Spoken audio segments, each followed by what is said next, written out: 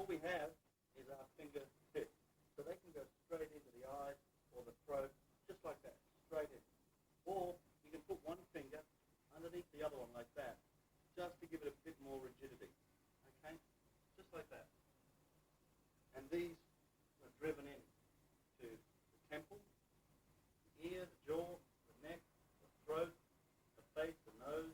They can go in here to the clavicle, into the ribs, down into the lower abdomen there, into the leg muscles, the kidneys. They can go just about anywhere. And it's a very, very hard strike. Bang, bang, straight in like that. Real good shocker. So those are the fingertips. Then, of course, we've got one finger poke. Simple. Poking in the eye with a finger, poking in the throat. Two fingers. Straight in. All the fingers. These ones, because there's no rigidity there to support and harden the hand, these are very fast strikes. Flicking the fingers and raking them across the eyes like that distracts, and then you come in with something else. So they're nice and fast strikes. Then what we have to do is let's look at using one knuckle. So we push one knuckle out so it's more pronounced than the others. We put our thumb on top to give it a bit of rigidity. We're focusing all our power on that one knuckle. Good places to strike include, of course, the temple, the jaw hinge at the ear there, into the neck, especially the back here. There's a nice pressure area there, nerve point. You hit in there, it's really good value. Into, see here, he's got his scapula or shoulder blade. You just work your way right in the middle there, and you hit that, and that can really do some good damage. That can stop his whole arm working. You can do it into the muscles of the arm, you can do it into the ribs, you can do it into the leg muscles, the lower abdomen, into the face, anywhere, and it really jams the power in. You can do it into the sternum here. Just a cow. Okay, so you hit the right spot, you're laughing. All right. Then we can use the second knuckle, like so. All right. Or we can use two knuckles, but usually if you're going to use this sort of a blow, concentrate it on one particular knuckle. Then we've got what we call our knife hand, where we're using this part, not the little finger part, but the fleshy part there.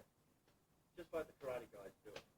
And that can be used across the throat, the neck, the head. It could be used into the arms, the collarbones. See, we bring it into here, slamming it down, back of the neck, base of the skull.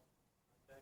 We can use it onto here with the front part, or if he's turned over, we can even use it down with the back part. Personally, I prefer to use the forearm. There's much more chance that if he moves, you'll either get him with that, or you'll get him with the elbow. So we always go for the largest size of the tool for the biggest target area. Okay. But this knife hand can also be used down into the groin. If he's got his legs together, this one will slip in and get him in the groin. It can be used coming up underneath, into the chin, like so. You just flick round and hit with something else. It's very versatile. With the other side, like that, you can bring it round onto the neck, or the temple, or the neck, like so. You can flick it backhanded into here. Okay, bang. These are just little stunners.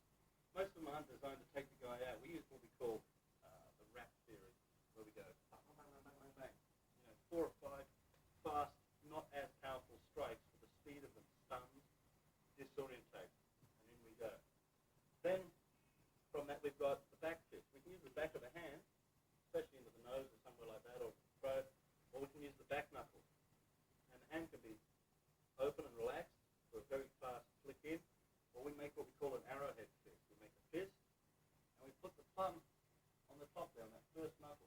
So if you look from above, it's kind of shaped a bit like an arrowhead. Okay? This fist can be used with these knuckles, the face, the neck, throat, the body, just about anywhere you can punch. And you can use the back knuckles. Nice hard back fist into various target areas, onto the back of the hand, into the muscle groups, into the ribs, down into the groin, here on the leg. You can use these ones punching down into the knees.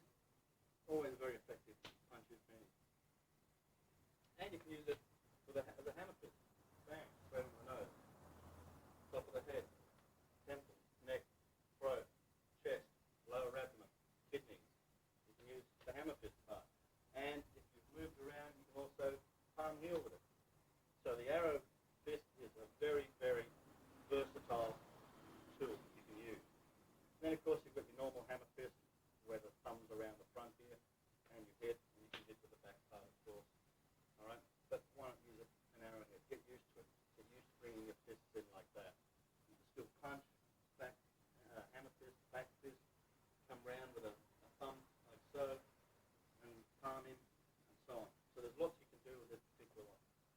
we've got the grabbing hand.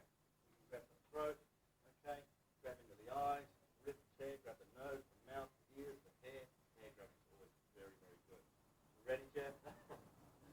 Circle around. Grab in, turn it in a circle and pull it down. You can grab into muscle groups like here, grab into the armpit, deep down into the collar here, grab in under here in the ribs and the floating ribs, put the old finger, you know that one, put the old finger in there, grab the groin, grab anything, grab their rib. Palm heel, one of the best as he comes in, palm heel under there like so. Great job from Tulsa, Oklahoma, Bob Wood. Palm into the ears, palm towards the collarbone and break it, palm into the chest, palm in the ribs, palm into the knees and the muscles there, palm into the groin. Palms can use everything. Palms can hit especially behind, bang, right at the base of the skull. Once your palm hit, grab the hair, pull back. Break the face. Very nice in-close load. Forearms. You've got four sides to it. You can use all four. Forearms are good, as I said, for arm bars. You can slam into the neck or the head with it, and then turn and rake, and then forearm back, down, forearm again. Come around the back there. You can forearm underneath. Hit it in the muscle group here as you scissor it. There's that scissor motion, bang, and straight into the face, down into the groin. Forearms can be used when you're in close. You've stopped the hip, and you just forearm into the throat like that, bang, right at all these nerve points. Forearm, wrap around, knee, kick, and so on. Forearms are magic. They're also very good for defensive. It comes down to big haymaker. Forearm like that, very strong. At which point I can grab forearm in, lock on, take him down, elbows, all that sort of thing. So forearms are very good. Forearms, if I've got him like so, straight up underneath here, bang, and pull him in. Right, hitting him onto there with that. Forearms, we could be in close, and I just managed to flick up like that. That has to be a distraction. Flick up, grab him, and in I go. Excuse me. This thing's been bothering me for the last 3 or 4 tapes. So I'm going to tie it around here. If it belonged to me, I'd cut it up with my bowler. There. Okay. I'm back. Forearm. Right into the face there. Forearms are good. Right? They're very good for pushing. You can use them to push with. You can come down and push against the groin using the whole of the arm and the shoulder. Forearm. Elbows.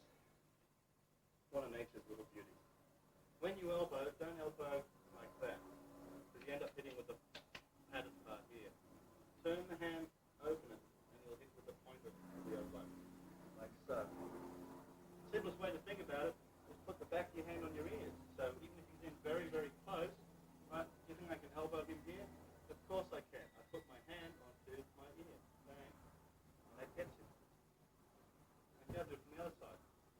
Think I can elbow? No, I can hit him with the forearm. If I want to get him with the elbow, put my hand on my ear. Bang. There he goes. And I bring it back down, and another one. Elbows can go up. Elbows can go down. Elbows can come from behind. And down like this. And so on. Elbows are magic. And they flow. It comes into that punch. I blocked it. Forearm, elbow, grab, and so on. Okay? Bang. Down it goes again. Elbow. You'll see a lot of elbow use in this tape. Okay, bicep. The bicep can be used, for example, when you have him in close like this, and all you do is do a big zig high. Bang. And you hit him with the bicep to the neck. I do it this side. He's in close, and I want to just hit him with the bicep. Boom. See? And it just hits in there and knocks him out of the way. It's only a little sort of bang to give you a little bit of room there to work in. The shoulders. If he's shorter than me, it's hard for me to headbutt without hurting myself. But I can grab hold of him and smash his head into my shoulder. Give him a shoulder butt. Boom. At which point, I bicep him like so. And then I come back with a forearm on the back of his neck. And then he's really in a bad situation here. Very important concept with Mano y Mano is that you don't knock and then come back in. Once you close in, you've run a great deal of risk to get in there. So stay in there. Keep it all very close in work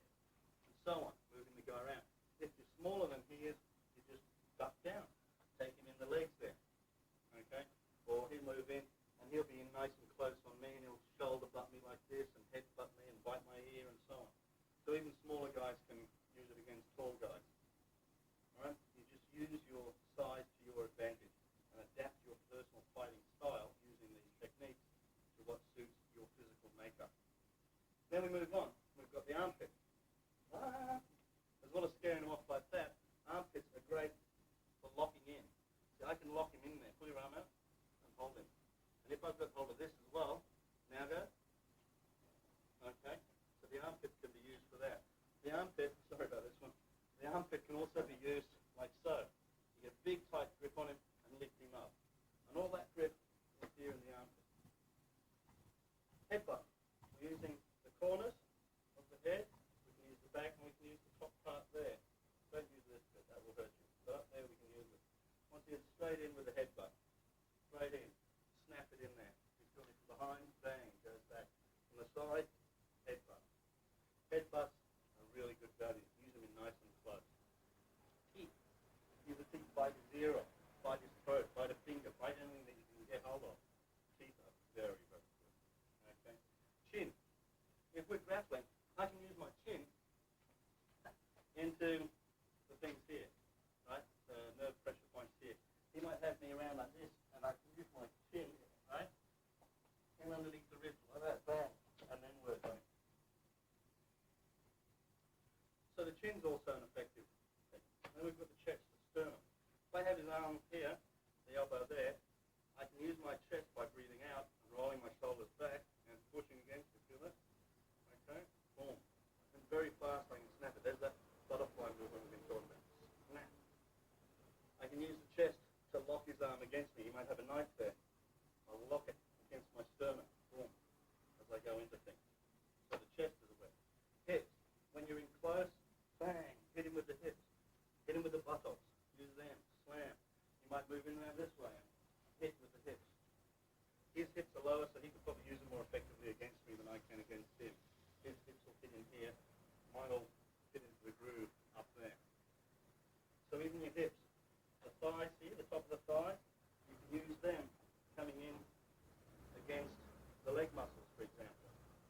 You can use them in between to knock him out of the way, using your thighs. Knees, lower abdomen, groin, into the thighs, side of the knee here, boom, hitting with the knee. Obviously, if you get the face down there, bam, the knee's really good. Shins can be used to kick against the thigh, the knees, shin to shin. Yeah, you've got to be pretty game for that one, okay? But the knees and the thighs, the shin's really good value. Your feet, you can use it to stomp down, like that, bang.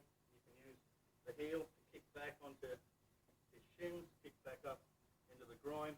You can even use the back of the calf there if you get your leg right through, okay? All those things. You can use your instep, kicking up into the groin, the edge of the foot, turn the foot. Use the outside edge, side kicks, inside edge, raking, push kicking. And you can use the entire side, thigh, knee, calf, and foot by using what we call a sweep kick, leg forward. As you're getting in close and you get hold of them, because we always prefer to be hanging on when we do our kicks, because then you don't lose your balance. You bring the leg round and you slam it in. And it kind of hits at the knee first, knee and thigh first, and then the bottom bit pendulums in, swings in.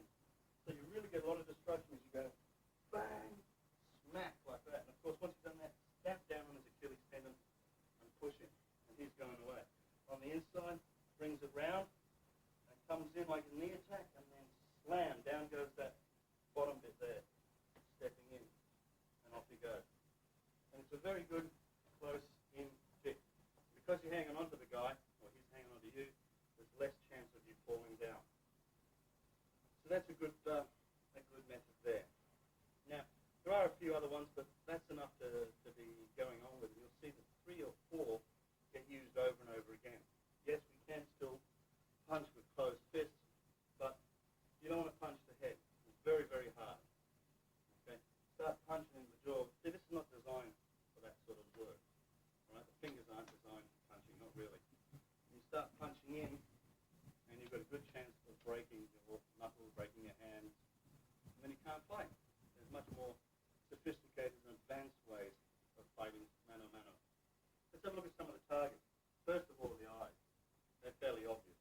If he can't see you, he can't do much to you. Then you've got the throat here at the front. Destroy that, he has a hard time breathing. We've got the groin, target is instinctively protected. It's hard to get hold of. Sometimes you hit the groin, and the guy's got up to 8 seconds before the pain will be too much, and he'll drop. Right?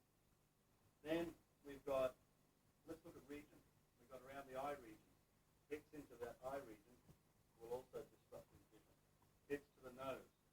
Right? Lots of nerve endings there, lots of blood, lots of pain and shock. Ears, clapping the ears really good.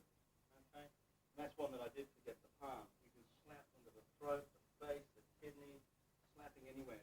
Good hard slap, form like that with a bit of whip as if you're throwing a ball, and slightly cut palm, really stings, especially for the face. It spreads that load and attacks the nervous system. It may not drop him, but it will stun him. And after you've done that, that's when you come in with something else. Remember, all this comes, or how we use it, comes from our center volley drills. And those center volley drills are constant moving like this. So you don't have to be giving him the big haymakers all the time. You come in and give him 4 or 5 of those sort of stunners, and he's going to be so dazed, then you can do the big final shot. The neck, around the sides here, right, we're pressing on there, we're cutting off the blood flow to the brain, and that can make him go unconscious. We've got the ears, we've got the base of the skull, smacking into there, we've got the top of the skull as well. Collarbones here, you can feel them. All right, smacking into the muscles here and breaking the bone and destroy the whole use of the arm. If you look from this point here to the nipples, you draw a diagonal, like a triangle there. Right, there are a number of pressure points around that area. Okay, no, it doesn't matter. We won't plot this one. No, we won't do that one, okay? There, just imagine a triangle form, okay? And then down the center here, as we know, there's one there, a couple more down here, and so on. And this triangle extends around here into the floating ribs. There's one in there, all right?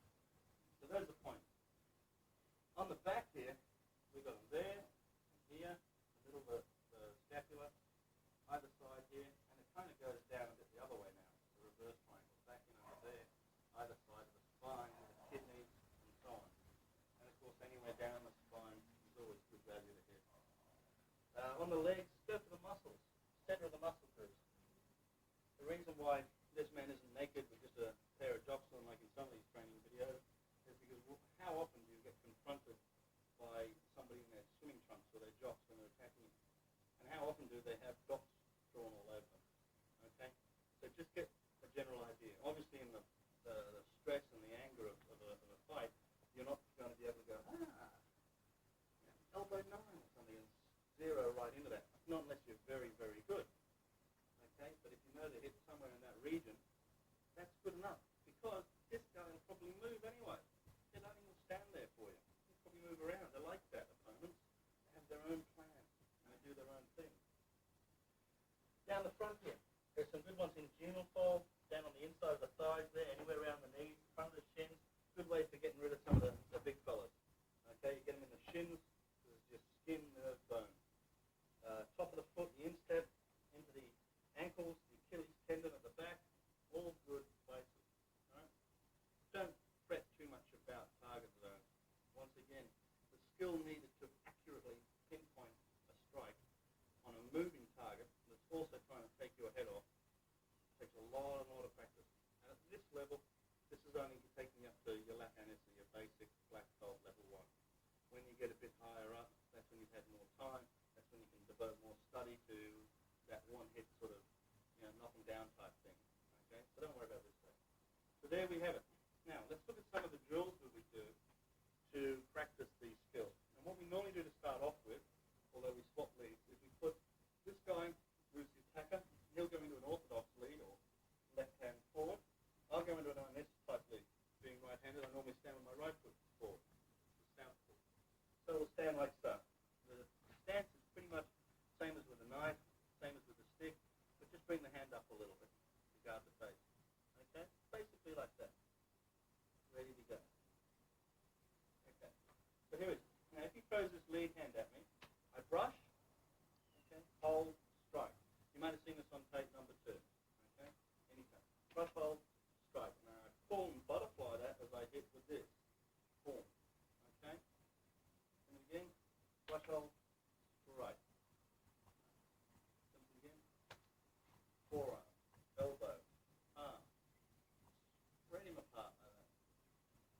may, for example, that's brush hole strike.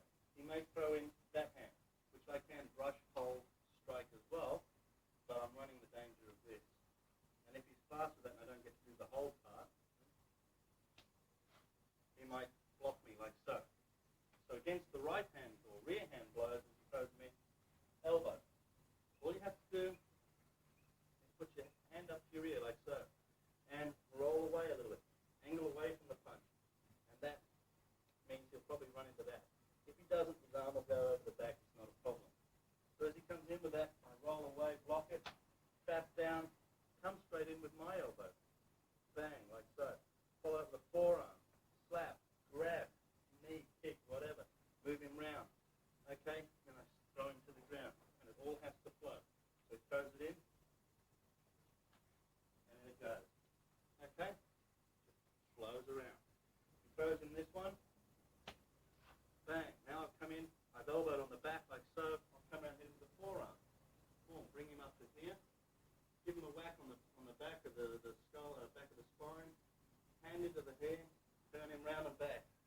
Once I've got his spine locked up like that, I can put him anywhere I want. He's off balance. It's very, very hard for him to do anything. Rather than throwing him away from me, which means I only got to chase him, I'll just drop him straight down on the ground. I won't do that now because I'll break his back. I'll just go slam, straight down the ground. If I'm nasty, I'll slam him down onto my knee and then push him down. That really does a lot of damage. Okay, back to brush hole strike. It's the basic. Remember when we had a double Sinawali? This is where we learn it. So he throws in the punch, brush hole strike. Okay, once again, bang, bang, bang. So do lots of double Sinawali and redonda Sinawali, and you'll have this movement down pat. This even works if he throws in a lightning fast punch. Now, even if he throws in a lightning fast punch, but brings it back faster, I can still do this. Because it wasn't going to hit me because I was knocking it out of the way, and even as he brings it back, I move in, bang. So even if we don't just do so, even if we don't actually do that, because he's going fast, and he goes something like that, pulls it back up, and I miss, it still allows me to enter, to get in where I can do other things. Say he throws this one, which I missed, then he throws that one. It doesn't matter, I'll just keep on doing it until I work my way in, elbow, trap, forearm, right? Head, knee, slam him down again, elbow, elbow, like so. Punch into the kidney, another one back into the head here, work it through, and it all just flows. That's the secret. There's no 1, 2, 3, 4, even fast. It's also very fast, very flowing, maintaining that contact. Remember, out here, he's probably got as much sense of punching or kicking me as I have. But if I can get in past him, this is when even simple things like that, back of the forearm, back of the hand, goes into here, moves it around. You know, these little things, it's annoying, like I might rub his ear as I do it. That's just not the technique I go for, it's just a byproduct. They're annoying. His mind is getting all this data coming in. Ear, neck, head, top of the head, right? The pain sensors are saying, ouch, ouch, ouch, which would have to disrupt his thought pattern so he can't think, right, smack him. Most of the guys you're going to find, they just sort of put the boot in and swing the big punches. As I said, if he throws that, a big looping hand, up with this, just like that. Then this one. If he throws that followed by the left, block, block, because this is already coming in to elbow in, so it works double duty as a block. And straight down onto there, smack, head butt in, grab in close. There it goes there, grab the hair, pull it down. So all this stuff is coming from the brush hole strike or the elbow chance. Another way to do things is to cover up with your elbow out and stick a hand down. So as he comes in with a punch, I just push out like so. And I block him, cover myself, and I'm ready to move into something else. Watch from the other side. Throws in, bam, and I'm in there. Then I can work in. There's that elbow comes straight through into the neck. Then another one into here, back into there, down again, moving him around. See how he's now starting to get twisted? Very easy now for me to throw him off balance. You get some guy that comes in with big, mad, bara punches, as they call them, like that. Just do it slowly. This will lock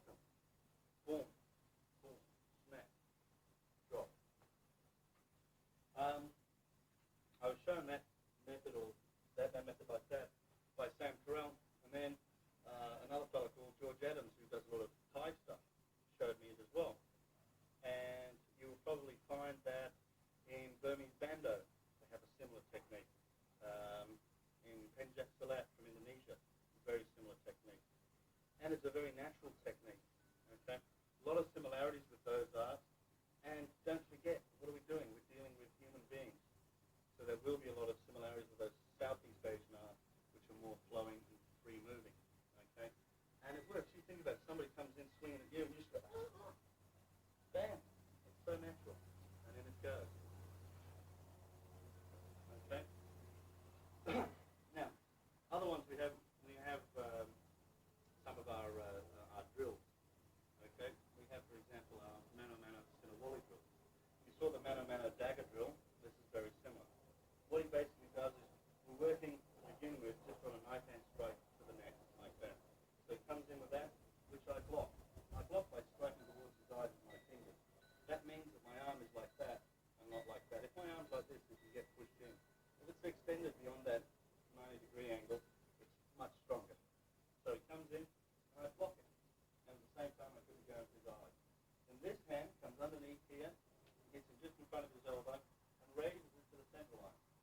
Notice how my hands still touch. This one comes across, I don't bring it back out here. I maintain contact, and I go to the elbow, and I push in, like so. At the same time, pulling backwards, block in. Bang. He's blocked, raises, traps, and comes in.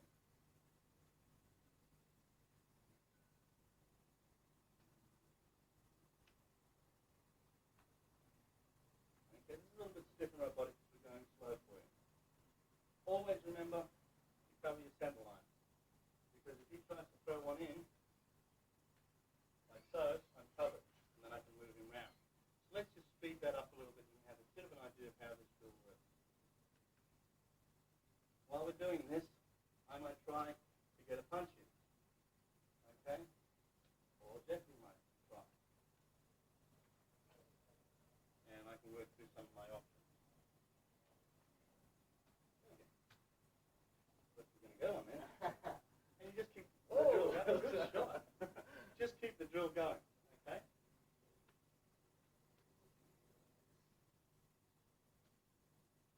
And you can learn to push, trap, and hit, and so on.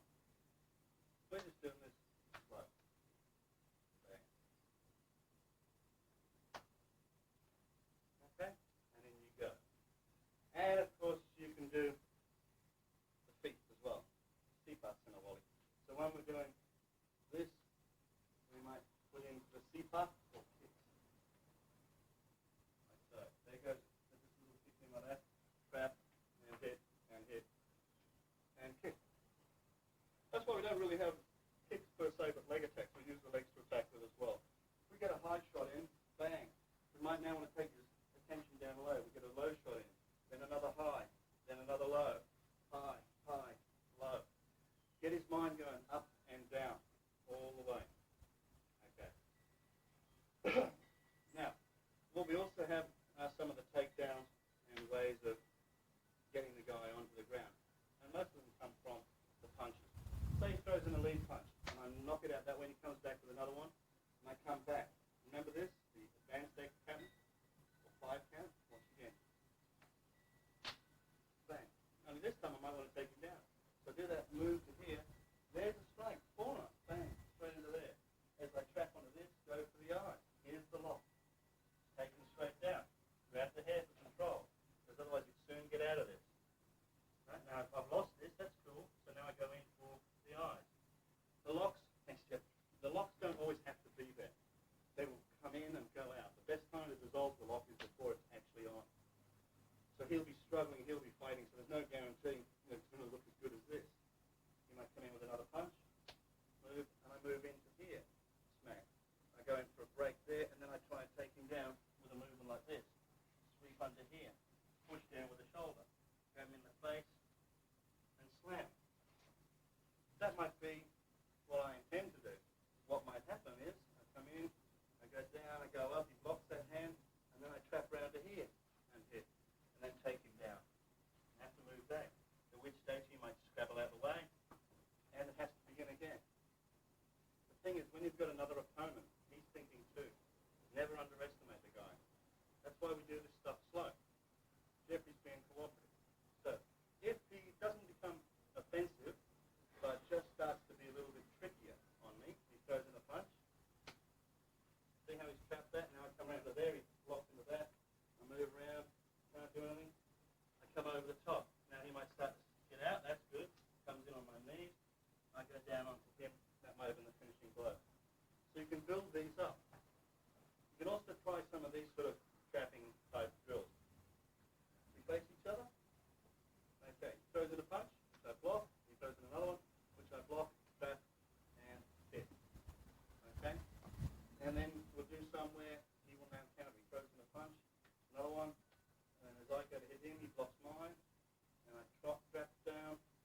like so. Okay, other ones, he comes in again. I block this way, come over the top. I go for back fist, speed block, I trap down, and I go in like so. See how I've cut down on both his arms now? And then we might speed it up a little bit. He comes in, and I work my way around, go into and disarm a lock, whatever it's going to be. Very similar when you're using the stick. You know how you're getting around and you use the stick to disarm and to lock the guy. You just put it all together. The grappling part is called Bruno in our system.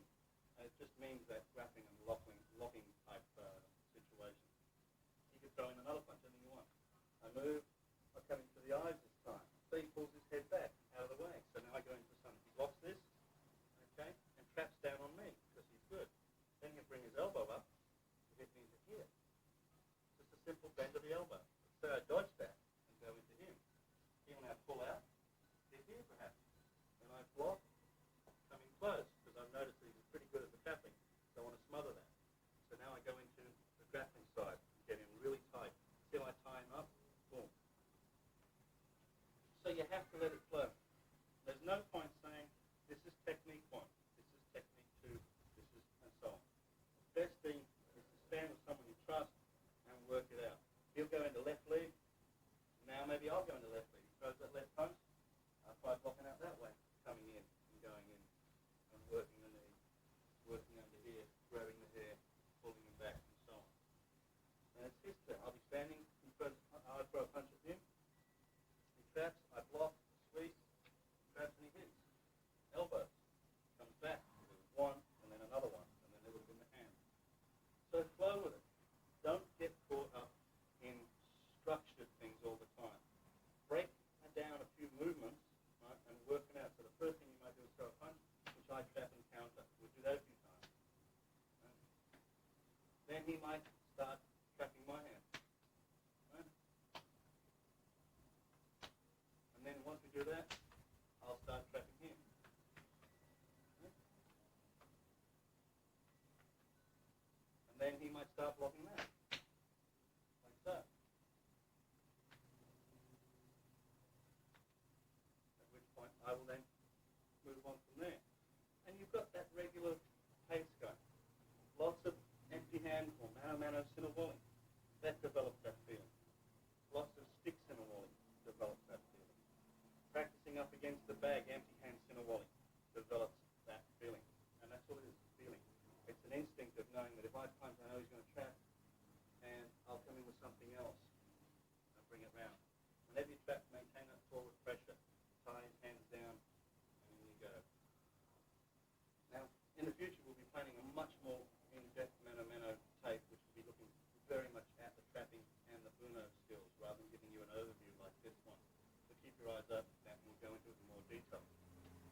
Now, one of our training tools is the C-back. Do you have a C-back? And my gloves out the bag. And we use the C-back, or staff, as you saw on tape 4, as a mano-mano training tool. And there are a number of ways that it can be used. See, in the Philippines, they don't or can't afford lots of leather bags and so on. They probably can't afford decent gloves, but I don't want to break my hand, so I use gloves. And I advise anybody else to do so. It's a lot more sensible. As Jeffrey holds up the C-back, he's my training partner. And I'll work in just like some normal Western boxing punches.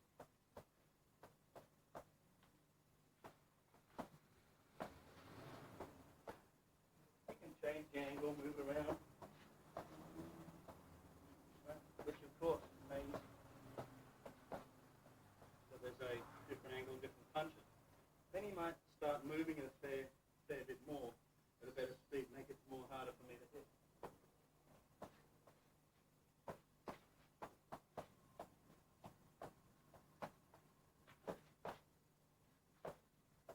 And he can also come at me with the pole, making me dodge.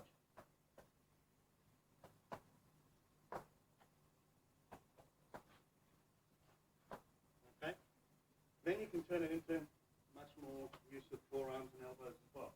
So we start off slowly. There, punch, elbow, elbow, palm, left fist, punch, punch.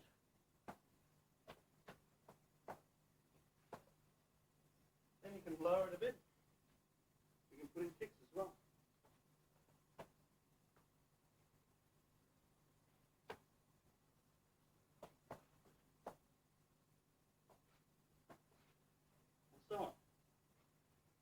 your imagination, you can do a lot. You can hold it this way, and I can work uppercut,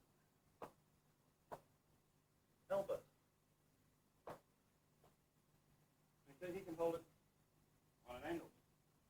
So, as well as that, I can use jabs and crosses, uppercuts, elbows, and even kicks, depending on how low the ground he gets. So the seatback can be an excellent training tool.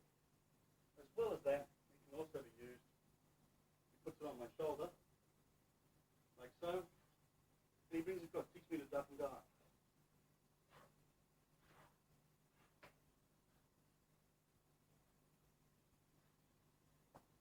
Okay, so you can use it that way as well. You can also use it if he holds it, we're a bit restricted for space, but he can hold it like this and move me around. So I learn to circle, and there's my center line to my opponent. If I don't circle properly, I end up square on, I can see that my center line is not in line with the opponent. So then I can work on my circling. Okay? It can also be used like an extended fist, where you can brush hold strike and in you go. So the seatback is a very, very versatile training tool. Okay. Now let's have a look at some of our kicks, or sipa. Sipa means kick. Okay? This, for me, is kicking range. If I'm out here, right, at the traditional kicking range, he's probably got as much chance of kicking me as I have of kicking him. Maybe more, since Geoff really specializes in the kicks. What I like to do is destroy with the legs. So I like to be in where I can get hold of him, knees, shins, thighs, okay, sweeps, quick ones there to the ankles, right, they really kill on the inside, boom. Not so much to take him right off his foot, but to hit it, bang, and then move in, do another one. Bring it up, okay? From behind, of course, it's always good putting the man down and doing things. Kicking, raking down on that Achilles tendon, that one really kills. In front, if he's got you in a bear hug, you can rake down on the shin and stamp onto the instep. If he's got you from behind, you can rake down and stamp. Hit with a calf against the knee, as you do other things. The legs should never be used by themselves. They should always be used in combination. More distant ones, from a distance, you can use them to get in and so on. Low side kicks to the knee. Okay? But once again, anytime you use the legs, you've got to be very fast, because all your weight is down on these legs. So that means you've got to swap the weight off the kicking leg. There could be a little bit of telegraphing there. That's where practice and training comes in. Geoff will be bringing out a tape very shortly called Streetfeet, in which he'll show you how to get over all these problems. But for this level, for this section of the tape, this is all we're going to do on the feet side of things. Remember though, once you get in, like he's punched, once I get in, I use my feet as well as my arms, slamming into there like that, using it as a lever to push him again, so he falls down over it. Or I move in, and there's a big hit under here, like so. Once I've done that, I bend my knee down onto his knee, which takes him down. When he's on the ground like that, you drop your knee on the back of his calf, and that does a great deal of damage. Sometimes it's hard for him to get up and chase after you.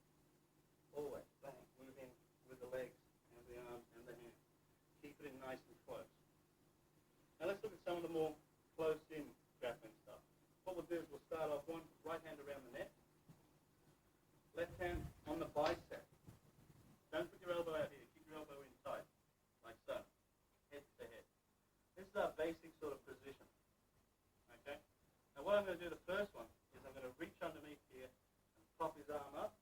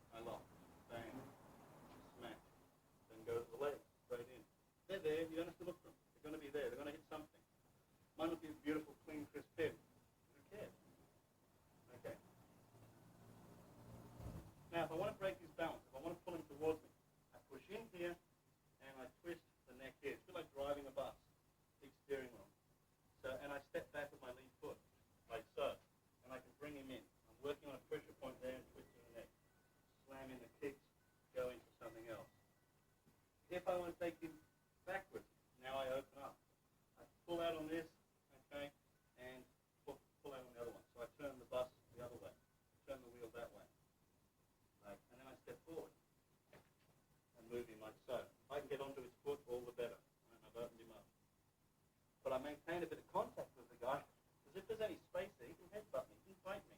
He can just nudge me with his shoulder butt or the bicep. So I'm going to pull that in close, maybe working the chin. Okay? Now I might want to turn him to one side.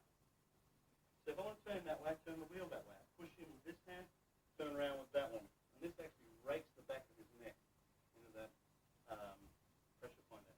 So I'll turn him. Boom. See how he's moved over, like so? Slamming on the knees, slamming on the feet, working like so. Just turn around and have a look. There, now I've got this locked in. I'm into his face. If he goes to me with the other hand, I wrap around. Grab on, pull him down, knee him, move him around. And you say, well, this is easy because you're that much bigger than Geoff. That helps. But then again, it's not the be-all and the end-all. Right? Geoff can do these things to me too. There are, of course, counters to every counter. Once again, we'll have another tape out, as I said, which will cover this in much more detail. But the thing to do now is to start practicing.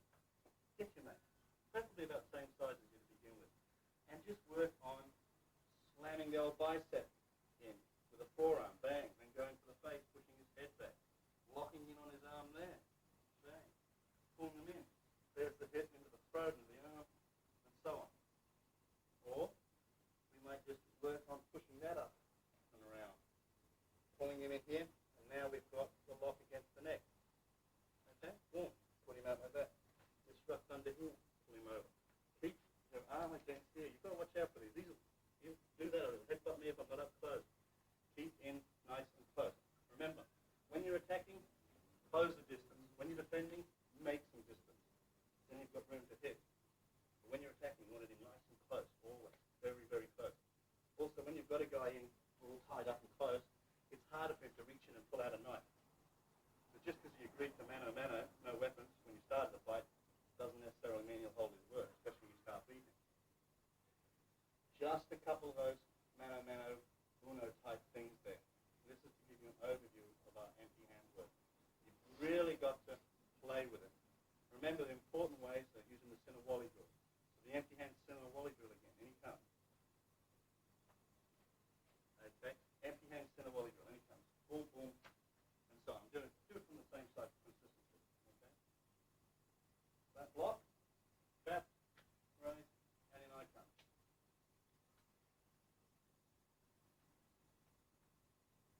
Okay. Now pull down, there's my head in. If you block that, that's still there's hit into the ribs there with the elbow. Boom. Like that one. Then straight back into here, down onto the groin. And turn and throw them out of the way. Keep going. There we are. Bang.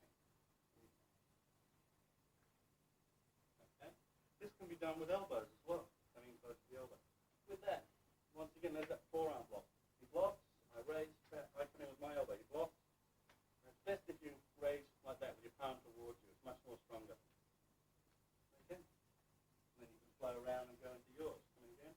Block, raise, straight into an elbow, tap down, block, and so on.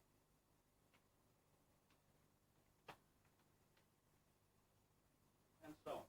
It's a bit scrappy, but you're working the same drill. What it does is it starts to teach you to flow from one thing to another. And that's the most important thing with mano a mano. As I say, the brush hold straight comes in, brush hold straight. I don't pull it back here and here. Boom, straight away. Okay? Straight in like that. I can use that single Sinawali drill. Bang, straight down. I can use Sinawali drills to attack on. For example, I use single, like that, around with a stick. So I want to come in. There's a hit down. Here's a hit to here. Comes round. Then I'll come down again. It's just right high low, left high low. Bang. And I hit. Okay?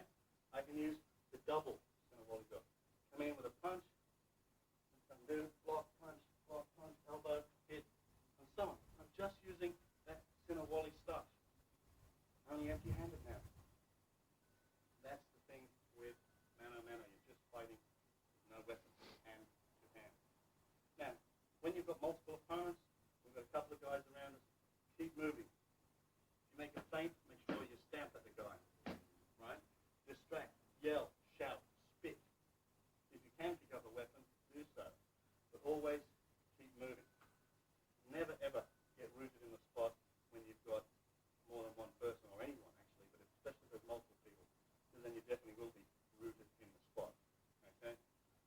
street applications, this Mano y Mano, it's all street applications. Any guy goes to grab or whatever, bang. Goes to throw a punch, whatever. Away you go. Simple things. Hands up. There's that extended cover. There's that elbow down. He swings in the big punch. It's juice. Right? It's the O-coup defense. You just go, oh, juice. Like that. Very, very natural. You don't have to think, ha, ha. You just basically throw your hands up. Another way, if you go to throw a punch, put your hands out like that and work into it. Very similar to our knife defense drill we showed you on tape 3. I think there's no big secret to this. The hardest thing to convince people is that Arnis, although it's very, very sophisticated, it's very simple. Simplicity is what makes it sophisticated. The way that you can use empty hands and weapons, mix it in and change and chop and so on. That's what makes it sophisticated. So it's all very simple. So the trick is, don't make it difficult for yourself. It's not that difficult. Okay. Salamat po.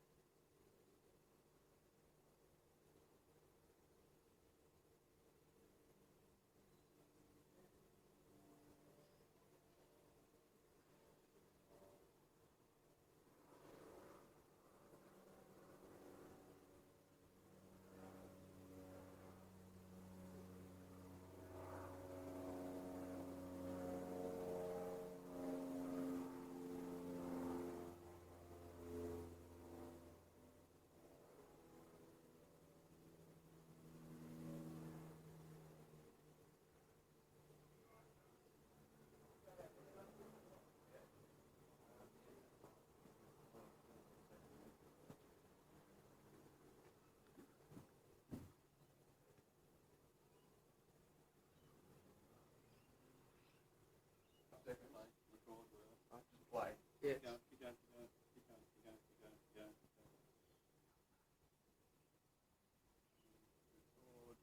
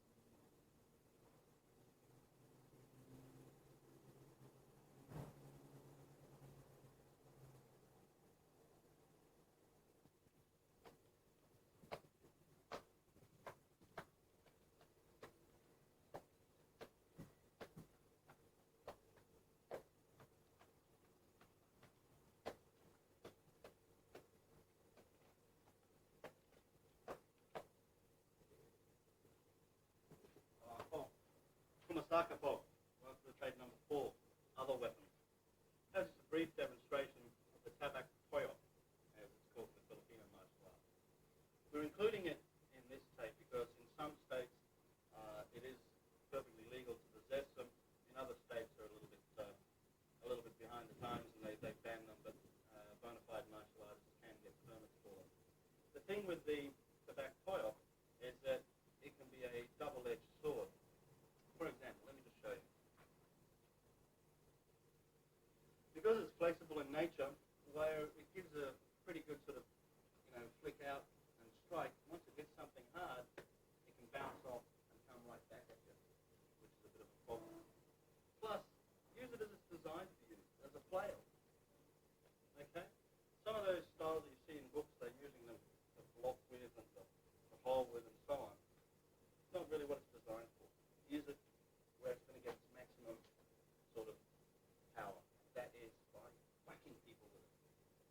There's not a great deal you need to know about the tobacco coil other than hit them and don't get hit yourself. You use the same 11 angles that we use, right, with all our other weapons. They're all the same. The only ones we don't have, unless we've caught them and thrust with the butts, okay, would be 5, 6, and 7. All the rest of the angles are exactly the same. 1, 2, 9, 8, 3, 4, 10, 11. Okay? They're all exactly the same.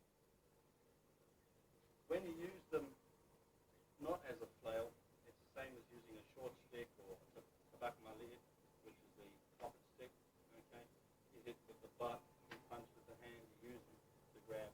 These sort of pinching techniques that you often see are a little bit too hard to try and use on the street. You know, they work well in the dojo, they look good on demos. Blocking using the rope or the chain is also a little bit iffy. Although, of course, you know, you can always block like that, but against an edge weapon, you'll probably cut through rope or wrap around chain and still end up hitting you. Alright. So with the tobacco coil, as I said, simply use it as a flail more than anything else. Ways to begin training with it is just turning it like so, and turning it back the other way. After the quill, turn it with a stick. And you can throw it over and catch it under here. Pull it across, flip it a couple of times, and then do the same on that side. And swap over. And this is basically what it's all about. Okay? And you just do that lots of times. You can catch it under the arm and so on. Once again, it's a skill and dexterity thing, all that flashing around. If you're serious about using it, you just walk up to the guy and go, whack, and hit him with it. Be prepared. Right? Bounce off and hit him. Okay. Let's have a look at some other Filipino. You probably think these are sai. Actually, they're not. They're chabangs. Okay? It's the same as the sai, but we use them the same as we use a stick or a knife or anything else. The main thing you've got to worry about is mastering the flipping motion. Thumb like so, finger down like that, and you just flip out and catch. Right? Flip out and catch. Flip back. Right? That's all. Flipping motion.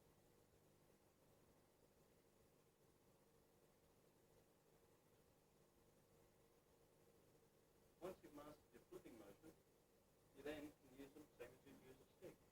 You can use a short butt, driving in, use the point, drive back. You can hit people with them, boom, like a truncheon or a stick. You can use the forks here to grab and block sticks, twist them out, hit people with, butt strike them, and so on. So it's just a strange shaped stick. And that's the only way you really should look at it, as a strange shaped stick. And you just practice instead of always stuff. Same as anything else. Of course, you can butt strike with them, you can stab with them, you can hit with them, you can have a nico with them. You can do all the things that you can do with a stick. Okay? No big secret on this. Use them the same. The thing you've got to master is the flipping. Okay? Master the flipping. Okay. Now, say we want to use one of these against the stick.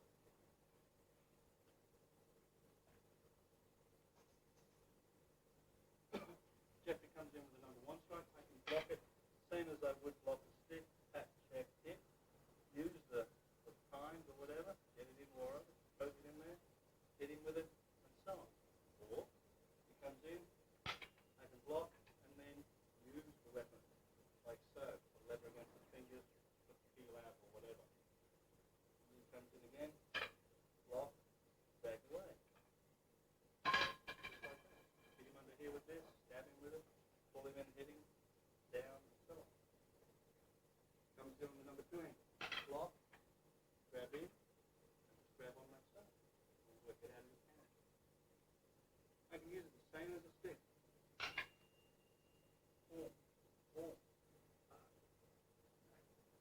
stab,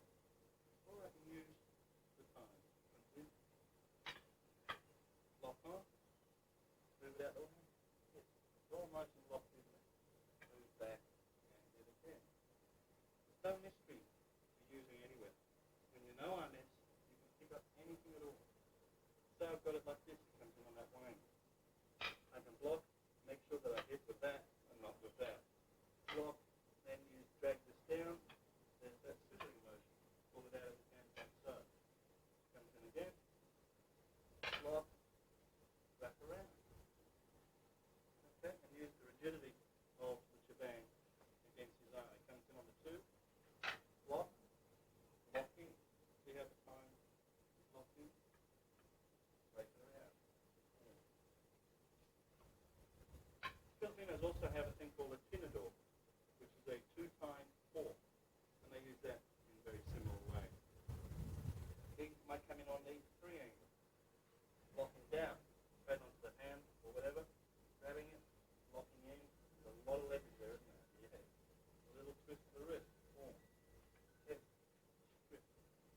He might come in with a five, lock, slam down, pull out. Yeah. Lock into the wrist.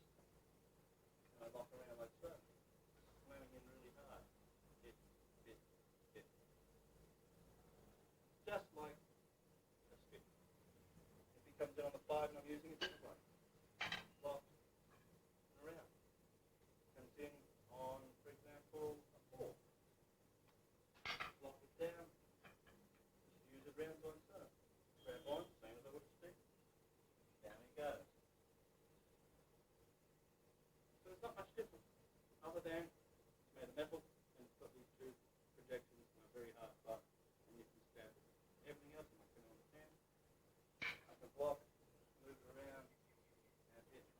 Comes in on the 10 again, knock it out that way. Move it around, there's all that leverage. Boom. Okay? So it can be a very, very versatile weapon. It's an awesome weapon when used properly. But don't think of it as being anything different to a stick, really. All the training you've done with a stick, you can use with one of these. Yeah. Let's have a look at the cuchillo. This is a cuchillo, or cane knife. It's got an edge in here, a hooked edge. It doesn't have a point, but it can be used like a club because it's so heavy. You can use the butt to hit it. Different? Jeffrey comes in on that one. I block, preferably to his hands, and I can pull down and cut in. Boom. And hit him. He comes in again. Bang. I hit to the hands. I can then cut in under here. Get him around the head. Pull it out. Another one he comes in. Bang. And I come down and I just simply pull up on the old legs there and rip his hamstrings out from him and hit. I can use it with the butt. I can use the weight of it, hit him with it. I can even thrust with it, straight in the throat or the head. That's going to hurt. I might puncture, it will hurt. Once again, I use it the same as I use a bolo or a stick. You know, doesn't really make much difference. That is the whole thing with the Filipino martial arts with Arnis. That you can pick up anything and you can use it. The same as you would a stick. Of course, the way you fight with sticks is the way you fight in hand. You just don't have to range in the same sort of channel. Okay. Then we move on to the short stick. Usually about that long, about 12 inches at most. Number of ways. I can hold it at one end. I can hold it like this. I can hold it in the middle.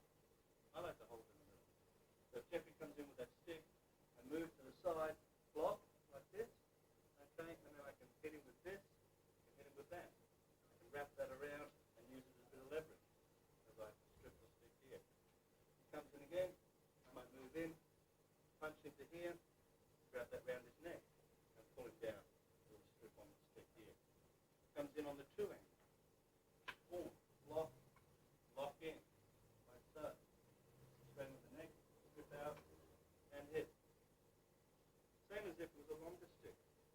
It's just I make allowance for the fact it doesn't have the reach. I use it like this, and it comes in, bang. I hit to the hand, hit to here, hit under there, into there, around there, same as I would with a big stick. Okay? Just exactly the same. Or I can use it this way. It comes in again, block, grab and lock, then hit, or comes in, block, hit. And so on. Going to the empty hand stuff. So it doesn't make much difference. If, for example, he's empty-handed, walking down the street, this could be a rolled up newspaper. The ends will have the same rigidity as this thing. I've got it like so, that's whole, straight up under the muscles there, straight into here, okay, straight round into there, or grab on, lock in, pull it into this. Grabs on, hits in there, hits in there. If I've got it in the middle, comes on, over, lock in like so. And straight in. Simple stuff. If you punch me with the other hand, I've got him blocked. You might throw in a punch. And block it with that. Lock and hit. Simple stuff. Throws in the other hand. Block and straight in. Away we go. Use your imagination. Let's use it the same way that you use any other weapon. Have it again like this. You go to grab or whatever. Okay. Come around, bam, straight into the face. Alright. So that's the long stick.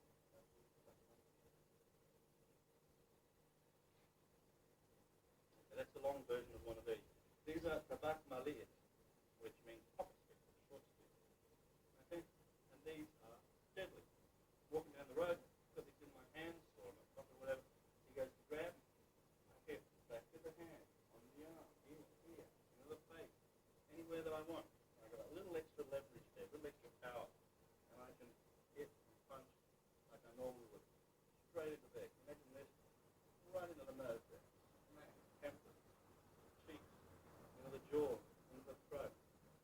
Okay, so he goes to throw that punch, brush, hold, strike. And that's going to be one hell of a strike.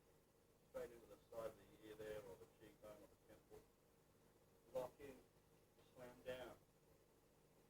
Okay, he grabs, straight into the ribs there. Straight into the lower angle of the thigh. Straight up underneath here.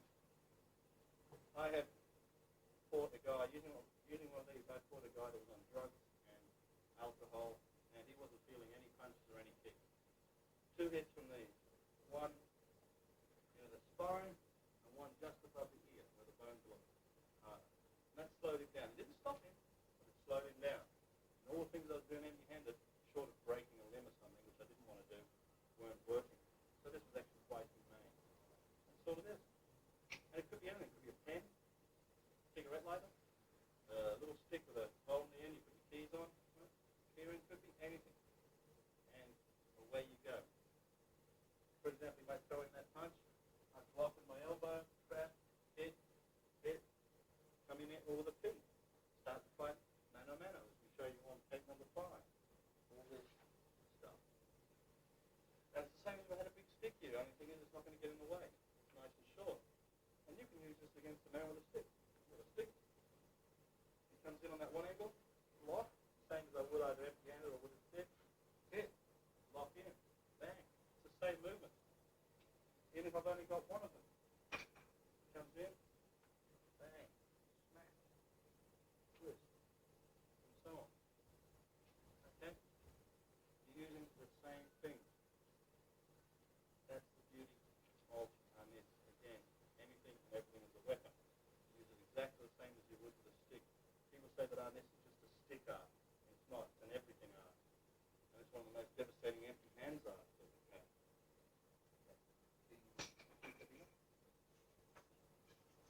Next thing we have is Vicadina, or chain. This could also be a belt, or lubid, okay, or a bit of rope. So we just use a nice bit of plastic chain. Now you can have it one hand down and one hand up, 2 hands up. You can have it in one hand. It doesn't make much difference. But like the tabak toyo, being a flexible weapon, it can swing back on you. It can be as dangerous to the user as it is to the victim. And with the chains, I mean, some of the motorcycle chains are fairly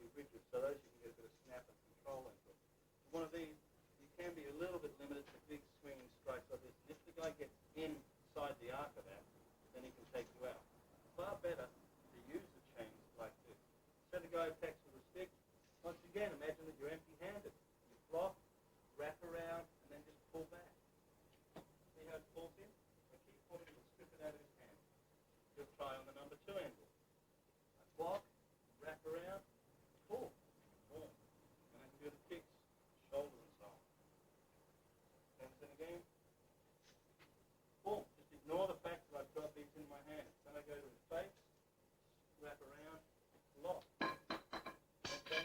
Then I can come around, get him like so. Tie him up. Getting that? Yes. Okay. Now, just say that I've got a rope or a belt, and he throws in that punch. Brush, hold, straight, and if it doesn't hit, doesn't matter. I'll pull him back and tie him up. Bang. Then we'll get into this. He comes in with the other one. Wrap around, pull him back. Okay? Elbow. Just imagine there's nothing in your hands. You fight as you normally would. Left hand again. Round, into the face, round the back of the neck, and so on. It's fairly easy to capture the hand or the neck. Against kicks, say he throws in just a left front kick, right? Kick line up. See, it's harder to catch those things. So don't worry about catching and trapping the legs. If he throws it in, your best bet is to knock it out of the way and then go for something else, or get out of the way of the kick. With kicks, the best defenses against kicks are avoiding them, or just trapping them with the elbows if they're up high, trapping them with the knee or whatever if they're down low. And if they're fast enough to get in without you being able to jump well out the way, there's probably not much you're going to do about them anyway, so just react instinctively with them. But as far as Philippine is concerned, ignore that and then come in for the upper body. Okay, now say you're using it in one hand like so. It goes in the punch, which I block, wrap that around the old neck, and get it here, and then turn and pull him down. Or, another way of doing it, comes in, pull, flick it, and catch it here. Okay, it's usually easy to do when you do it fast. And then you pull him down. You've got plenty of chain to work on. Once this wraps around the throat, most of his attention will be up there. Now he can come in with a hand attack, whichever one he wants to come in with. Now there, I've just got a lock on. Okay, bang. Now I get this, I break his neck and so on, and away I go. He comes in with another hand attack. Right? Pull, lock down. Put the old boot in. You've got to use your feet as well. To step and to slide, and you can move him around quite successfully. Say he's still enough to grab hold of me. I can reach around with that and then just twist. And there's my butterfly movement. As well as locking in his arm and getting the hitting. If it starts to fall out, like so, it doesn't matter. I just keep on fighting empty-handed till something else happens. Okay? Like that. It isn't always going to work. He might throw this in, and that happens. Then I try to come back. If I'm purposely trying to lock up his arms with the chain, he's going to beat the living heck out of him. I'm going to worry about more important things like his hands, his feet, his head, and so on. So as I said, you just fight as if you're empty-handed. So you throw something in, I'll come through. Now, if I feel a bit of a bite or I see something happening, then I'll concentrate on the chain, right? But otherwise, I'll just continue to fight empty-handed till either that happens or it doesn't happen. Okay? Just an aid. And I'm still doing my basic sinner wallies, because that's what I'm doing when I'm fighting empty-handed. I'm doing brush hold strikes and things like that. So he comes in, boom. Now if he's got that, maybe I can grab this and pull it around here, pull the elbows in. Okay? Pull him in tight, whatever. It's an aid to fighting. And it's far better to use it in close like that than to switch it out. I might figure out that if he wraps it around his arm, boom, or whatever, gets hold of it, then he pulls me off balance and hits me.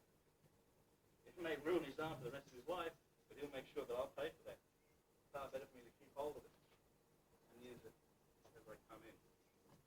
That's the cadena, the chain. You can get two chains and do sort of volley drills with them. You can't do it here, we haven't got the space. But you can do that for a bit of dexterity exercise. The hard bit is getting started and stopping without getting hurt.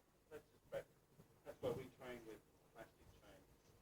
With rope, some rope will drop better than others. It'll be heavier and straighter and so on. Others will, some bits of string, they're hardly of any use at all. But generally you want something about at least a meter in length. Or a belt. And then you take the belt off, bang, and you can go in with that. Okay. this is our seabat, or star, a long pole. And it's about 6 foot tall, 1 inch or an inch and a quarter in diameter. Now there are a lot of systems that use the seabat purely at length. And they do all this sort of stuff and they keep the person at length. And we can do that too. But I prefer to fight with the seabat like so. So I've still got a bit of length and reach if I want it. Okay? But I can use it in a more confined space. And I've got 2 ends, the hip width, plus the middle, plus my feet, my teeth, and my head.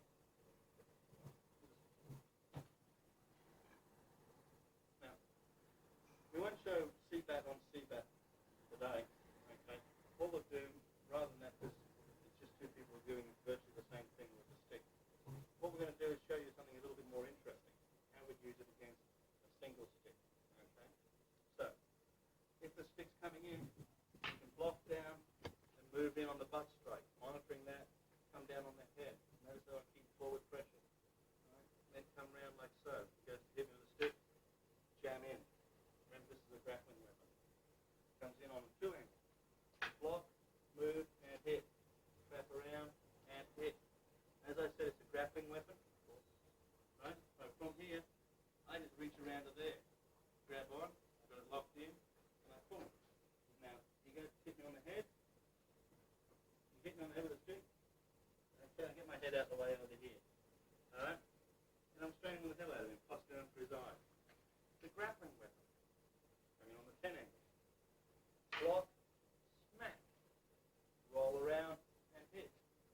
10 angle again. Block, smack. In between the feet here. Right? Then twist it around. And throw it. So you can use it in a lot of ways. Coming again on the 1. Block. Hit into the head. Keep the pressure down. Comes up. Grabs onto him. Pulls him in nice and close. He can't use his weapon. I'm now locking mine in here like so. And I've got all that leverage to move him around with. And strip his, kick, and so on. Okay. How do we defeat the seabat? Comes in with a strike, bang, I hit to the hand, and then straight down to him. If he comes in, I'll hit to the hand, straight down onto the other one. That's the easiest method. Go for the hand. Boom, boom. As he comes in, don't worry about blocking here. Okay, although you can and then go straight down. Aim for the hand. Smack. Then when he lets go of that one, his hand's broken, smack. And then he lets go of that one. Then you can get in there. He comes in again. I hit. And then I move in close. Slam into here. Good. Boom. Now my sticks become a grappling weapon. I can hit into the face. So, say he uses it at length. He's the type that keeps it like so. All I've got to do now is get past this point. So if he thrusts it, I move it out of the way. Get into the hand, and then I can strip it out of him. And so on. Okay. He uses it again. I move to one side and rapidly go to that. Try and trap in and hit.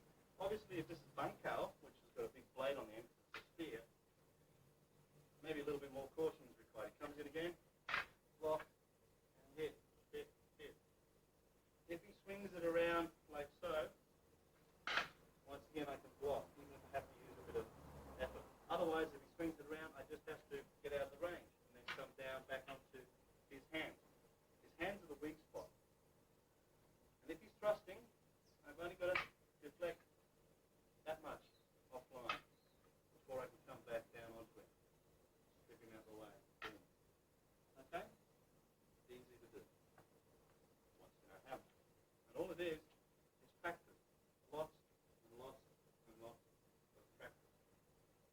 Now, other things that we can do with the seabat, for example, is if we're empty-handed.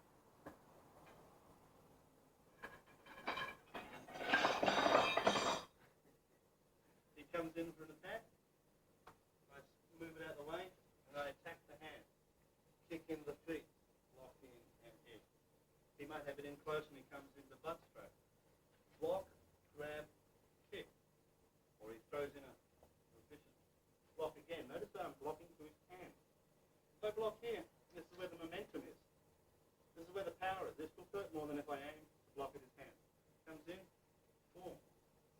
I'm in. Once I'm inside the range of this weapon, a lot of its potential, unless used properly, is lost. Okay? Now I can use the weapon to subdue him. Once again, as a grappling weapon. Okay? Once I'm with him. If I'm fighting an empty-handed person, and he's coming towards me, once I push in, I want to get in close. And now I use this as a rigid sort of takedown device. Alright? Always against the throat. Target areas, the eyes, the groin, the hands, the neck. Those are the best target areas you can aim for with one of these things. How does this go against one of these? Same as if empty hand. He comes in for an attack, block, hit, smack, and so on. No different. And again, we're using the length of things. Block, pull, smack down into here, smack, smack. Just the same concept. This may start to sound repetitive, because it is. You're doing the same things over and over again. You're just making adjustments to the weapon. Remember, some of them are long, some of them are curved, some are rigid, some are flexible, some are sharp, some are heavy. A heavy implement, okay, it's got a lot of crushing power when it hits, all right, but it's hard. You've got to try and recock it all the time. And if it's a light one, it might not have as much power, but you can hit faster with it. Okay? So, curved blades, they cut better by drawing, for example, but they're a little bit difficult to stab with, so you make an allowance when you're using that type of weapon. Chains, they're flexible. They go out, but they can come back in again. Same as a tabak toyo. They can go out, they can bounce back. So you've got to make allowances for that. Make sure as you hit, you are off its rebound line. Short ones like this, it's got no range. The only range is got to the length of your arm. So you have to get in close to use it, and so on. So the individual weapon characteristics will affect how you use them. So the basic way of using them is the same as with a stick, with a knife, empty hands, whatever. Let's have a look then using a chain against the C-bat. We're choosing the C-bat because it's big and it's obvious, and it'll give you a better idea. He comes in on attack, blocking in towards the hand. Once I wrap the chain around, okay, I'm not doing much at the moment. Maybe now, still not that much of an effect. All right, bam. So in that case, the chain didn't do a great deal that my hand wouldn't have done. So he comes in for a stab, I move, trap, and then I can use this to pull against. Come in again, attack, move in, bang. There's around the head, around the face. In you come, in you come. The old super one, latch on. Straight into the center here. Remember, I aim for the hands or the center part. That's not going to hurt as much as the air. In, there it is there, and I just push in. If he pushes out with that thing, that's fine. I'll then swap over to one of his arms and strip it. Okay? And away you go. So you adapt. If I'm far enough out, I might flick it at the hands. Okay? But far better to let him come into me and then go for the center. Here's what you aim for. This is a constant. That thing's moving fast, that thing's moving fast. Right? It could be whirling around at 100 miles an hour, but that is not going to be moving very fast at all compared to the end. So that's what you're focusing on. As it comes in, that's what you go for. Because then you know you're in between the two hands, and you can strip the weapon out of it, like so. Let's take him down. Okay? Come with me. So, there you have it. All right? Using the C-bat, using the chain. Some different weapons that we've got happening there. Let's have a look at the stick. Okay. Now, how do we defeat a stick if we've got one of these things, right? Because we know now how to defeat the C-bat. So we can either use the range with short, sharp hits into places like the knee joint, right?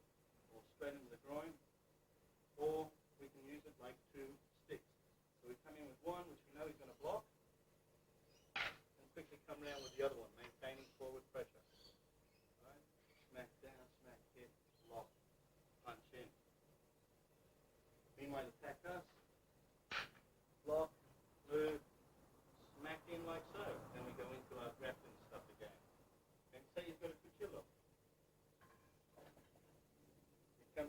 attack with Cuchilla, block, move it out of the way, hit him. Of course, as you do that, step in, hit again, strap him alongside, then you can go for the disarm. Boom. Like so. Or alternately, comes in, straight under the head before you can even reach it. Use the range of this thing. Timing. Timing is very important. Boom, straight into the groin. Comes in, drops down, and hit. See how the angle goes away from me? And I've got to hit into the knees there. Straight back into the head. Let's look against the shebang. We've got the shebang there. Now, if I bring this down like so, he may catch this in the time. So I bring it down. Now, if he rips that around, okay, he can take it off me and strip me and hit me and all sorts of things. So what do I do then? I come down. If he catches in the time, I come from underneath. And I work on trapping his own weapon. Bang. I hit it. Another one. Right now, we can come down and wrap onto my hands, like so. Okay? That's where I'm weak. So if that happens, now hit down like so, quickly, before he can get me with that. Forward pressure. Very important when you're using these things. Forward pressure. Okay. What about shebang onto shebang? Okay, now remember, I couldn't envisage anybody whose sanity level sort of is even close to normal walking the streets of Australia with one of these things. Okay, it really is part of the art, and it's just used to improve the mind and the training and so on. But let's hypothetically say that we happen to be walking the streets, and then he comes for an attack. I can block like so, grab down and hit, feel it apart, boom, and hit him with it. Or he comes in, and I can move it like this. Work in and scissor. Okay? Comes in again, smash, hit under here, hit into there. Just like using a stick. It's like stick on stick, only it's now shebang on shebang. Okay? Where's the difference? There is no real difference. If, for example,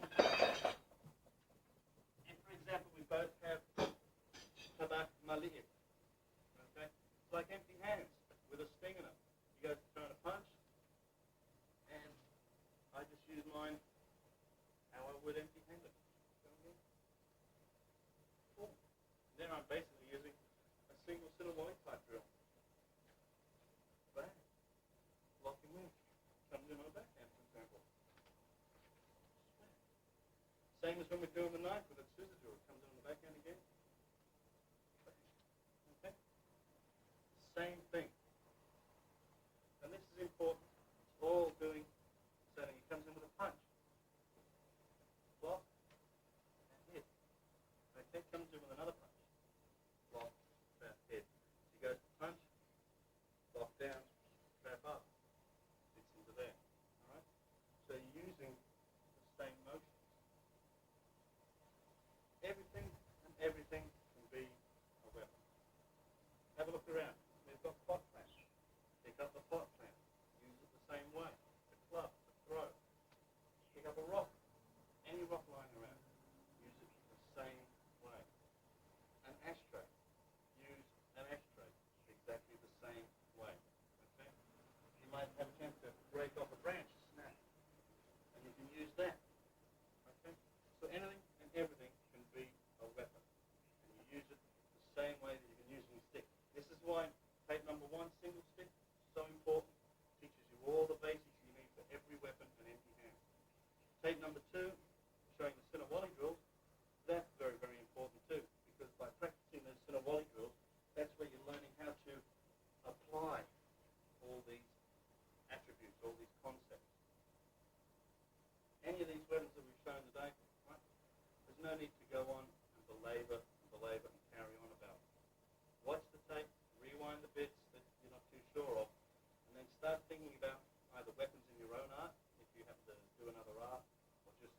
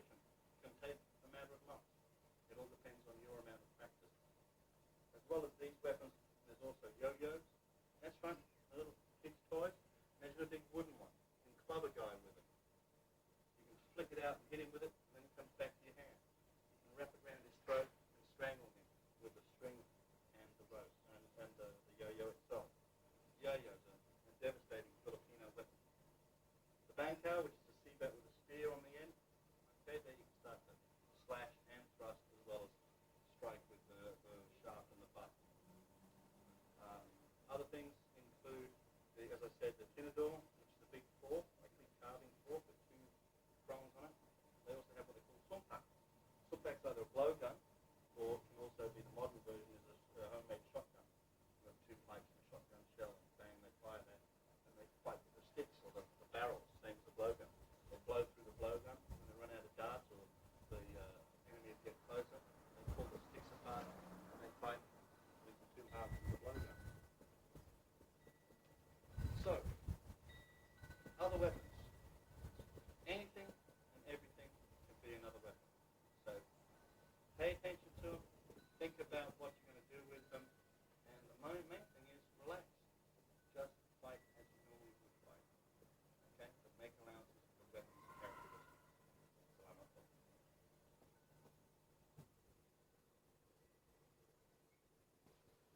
Yeah.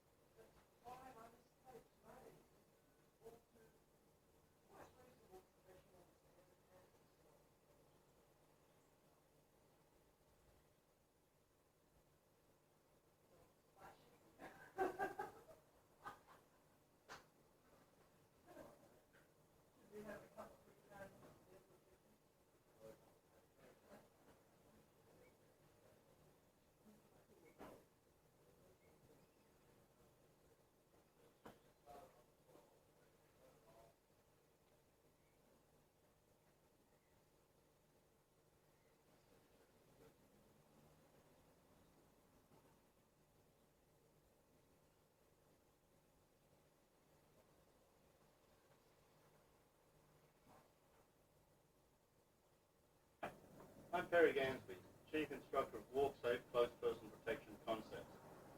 What I'm doing here today is I'm not actually going to be in this video because this is Geoff Rudd's very first tape where he's designed, written and developed the entire thing. It's called Streetfeet. And what it is, it's a kicking tape.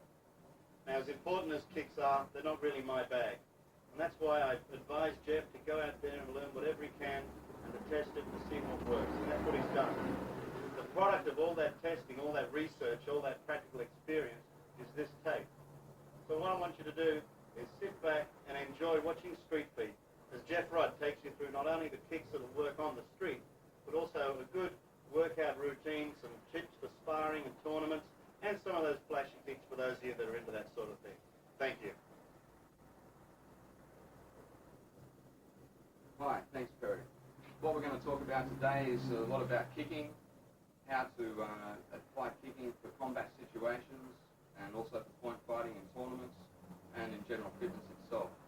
There's kicking for sports, which are excellent for stretching and suppleness, and there's the times when you'll be cold without any warm-up and be walking along, be accosted by somebody and want to apply your feet to the situation in a damaging situation. So what we get are kicks to distract the opponent, kicks that apply damage to the opponent, and depending on the conditions that you have around you will determine what sort of kick is available for you. If you're going to go for some sort of high kick up in the air like this, if it's a wet day, raining, you might be in mud or at the beach, and so you might not be able to apply that sort of kick due to the conditions. So you want to come in low and use a more sneaky attack perhaps. Now, a lot of the things we get in tournaments are high kicks because a lot of tournaments will score points kicking to the head. A lot of punches aren't allowed there, in which situation if you're perhaps studying Taekwondo or a style that may be needed for point fighting, you'll want to have kicks that do reach the head. Now, again, in a street fight situation, those conditions might not apply altogether. You get jumping kicks, where you can totally leave the ground, and even flying kicks coming along.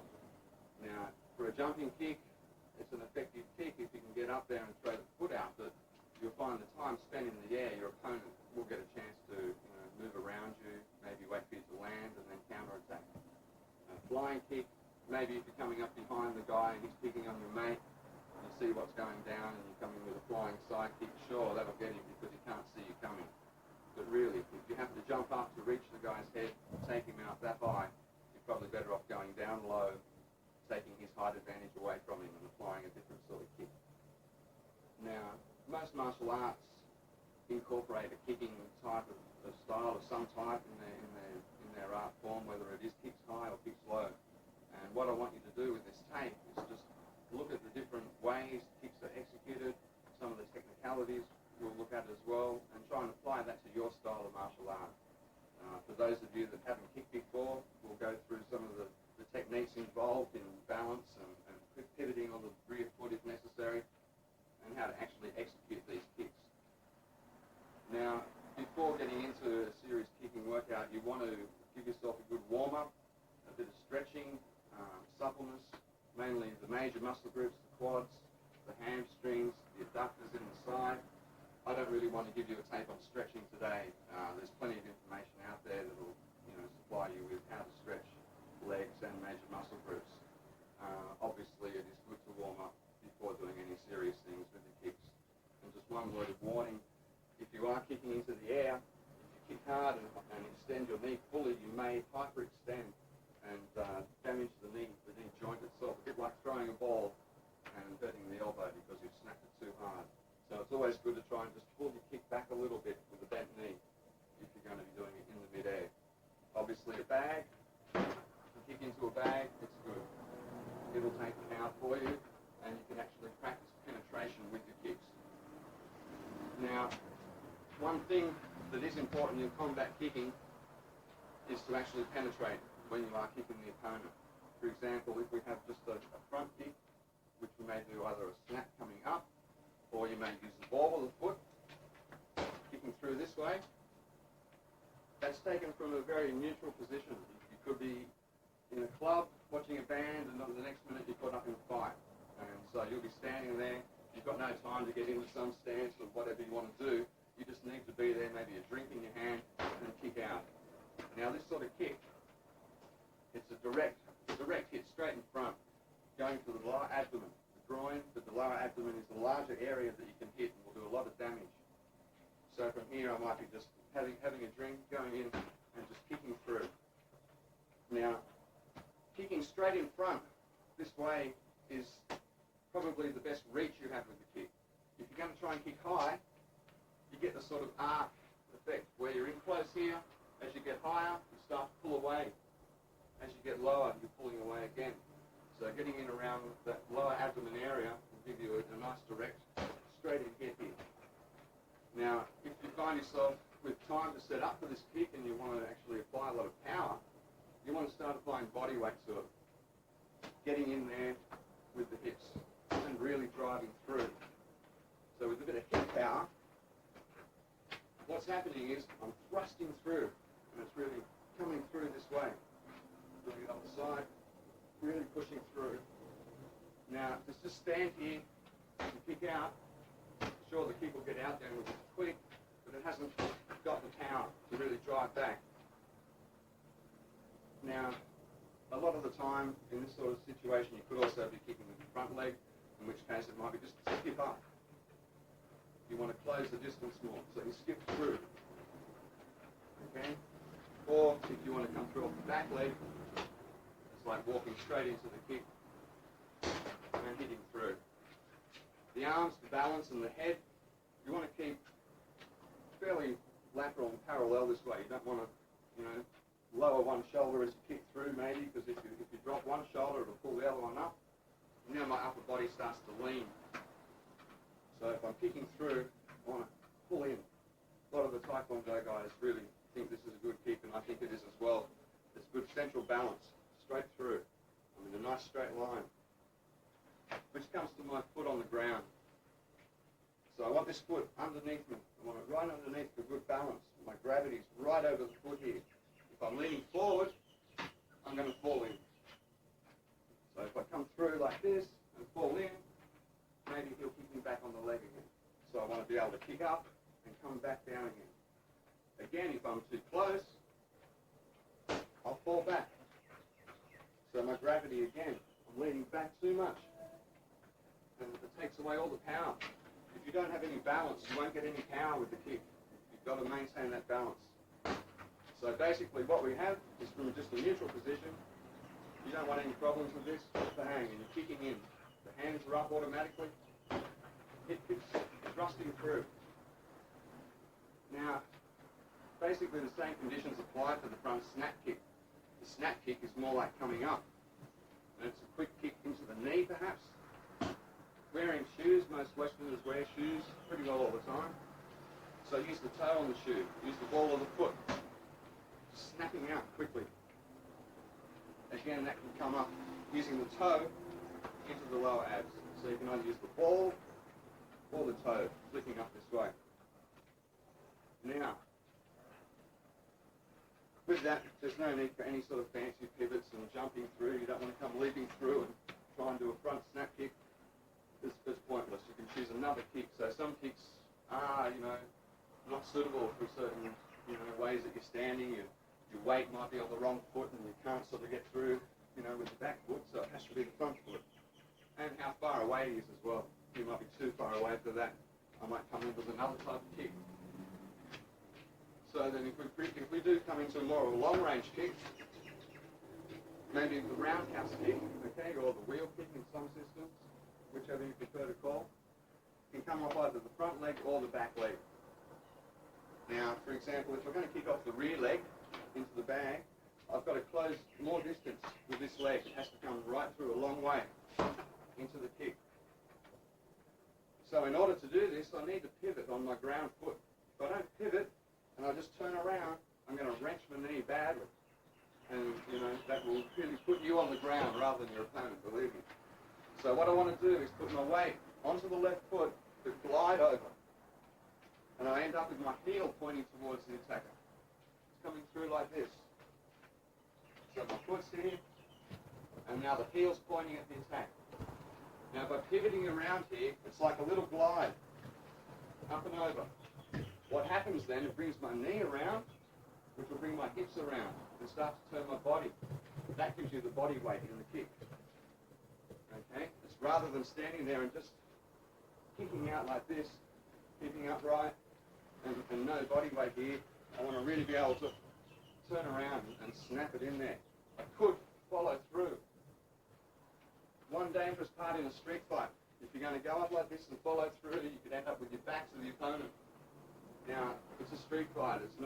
He's not waiting there for a referee to break it up. He's going to come in on you and hammer you, okay? So you don't want to have your back there. It's in and out. Now, rather than going for the head like this, come in down low. Take out the legs. Take out the knees. In a lot of kickboxing fighting, they don't allow kicks to the knees because they'll do a lot of damage. So kicking to the knee in a street fight. He's there kicking on you. You want to put him down before he puts you down, because he will. So kicking low doesn't take as much time as kicking high. The foot hasn't got to travel up here. It only has to travel through to here. So if I'm spinning into it, I can get that there very quickly. Now, there's a good chance that that's going to damage him badly. Okay, so it's a major weapon that way. And that's coming off the rear foot. If I'm coming off the front foot, I just need to skip through and it's even faster. I don't need to actually pivot around like this. There's no need. I'm just here on the front foot. I skip in. My heel is automatically pointed there. So as I jump through that kick, I'm replacing my left foot with my right foot and snapping out with that. So it's just in like this, onto the bag. It's just a kick in. So what I want to do again is make sure my balance is together. As I'm through here and landing, I don't want to land too far forward or I'm going to be falling forward off this leg. Again, if I lean back, try and reach and stay too far out of distance from the side view, that'll be leaning back too far. So what I want to do again is keep the center of gravity under control, which means keeping this foot underneath. The lower, just below my navel is my center of gravity here. The lower to the ground, the more balance. So I can move around. So coming in for a kick like that, it's back, and that allows me to retrieve my lead leg. Come back again. If I leave it out there, snap, he'll come back with a side kick maybe, or a crowbar, who knows what he's got. Now, we have rear leg, pivoting on the hip, just to show you that, and pulling around. A good little way of practicing that is just to pull around. just practice that routine. And then extend. Now, one major point about the roundhouse kick, and the final point on this little kick is, when you're bringing your knee across, cross over the part of the body that you're going to penetrate. When I straighten out my leg, it'll straighten to where the knee is. So if I don't come in enough, I won't actually hit him. It'll be pulling short. So I want to cross over with the knee so the leg comes across and around and kicks through. So if I'm crossing over the center of the bag, it's going to kick through the bag. Okay? And I'll get penetration. So that all comes from pivoting on the foot and the balance being central on an axis all the time. Now, the same sort of situation can apply with the kick that will go even further. In fact, your furthest weapon, your longest weapon, the side kick, coming through. You get lots of fancy, kicks to the head. Same story, you're on the arc. You have your immediate distances here. The lower I go, the shorter the gap. The higher I go, the shorter the gap coming up. So, in that situation, maybe I'm, again, wanting to go through the rear foot, same old pivot, get it around, and push out. Now here you can gain a lot of distance with your hips. You can thrust through with your hips. You don't just stand there and kick, okay, like that. But if you move through like that and thrust, you'll get a lot more distance in your kick, okay, and penetration, pushing those hips in. From here, I can just touch. With the hip penetration, I'm really getting in probably an extra 10 inches maybe, just through sliding through. Now by doing that, I'm sliding through, my rear foot again, like the roundhouse kick, is directly underneath. It's giving me good balance. I've got control because I have balance. If I don't have balance, I won't have control, okay? And it's just in. Now, you may be in a situation off the front foot. Again, it's a skip through. So you can start to use the same footwork with various kicks. Skipping through, instead of roundhouse, it's a side kick. Now I want to try and land with the heel. One good part about the heel, similar to a palm heel in fact, is that the leg and the foot, you're not going to be, bending toes. You're going to be hitting with the hard part here, directly behind the leg. There's a lot of power there. No risk of breaking toes. It's in, and it's a solid whack, straight through. Now, off the lead leg, as I was saying, you skip in and thrust. Now, with a flying side kick, okay, you get the high jump, and you're traveling sideways. You're probably 6 feet in the air, whatever. Okay, that's going to take you a long time to get down. Now, if you want to close the distance a long way, say I'm back here and I want the bag and I can't reach at all, what I want to do is fly through this way. I'm coming through and I'm still closing the distance, but I'm traveling that far off the ground. I don't have to get up here, I only want to travel low and get through. That way I've got a lot of good body weight behind it, it's traveling in, and it's a real snap when you hit. I don't want to really push. Pushing off a kick like that will knock him backwards, but it won't flatten him. You want to put him down, really snap in there, really drive in. Either way, again, if you're side on, you're talking, you're watching a band, there's a fight next to you, you can come straight through with a side kick and just point the heel at the target, brings the hips around, and it's a good one for actually closing a long distance if necessary. Okay. Now, we can get into some of the more, not flashy kicks, but perhaps kicks that are used more in tournaments, maybe on the street as well. If you're a good kicker, you could apply all these kicks to street fighting, but again, there are high kicks and low kicks.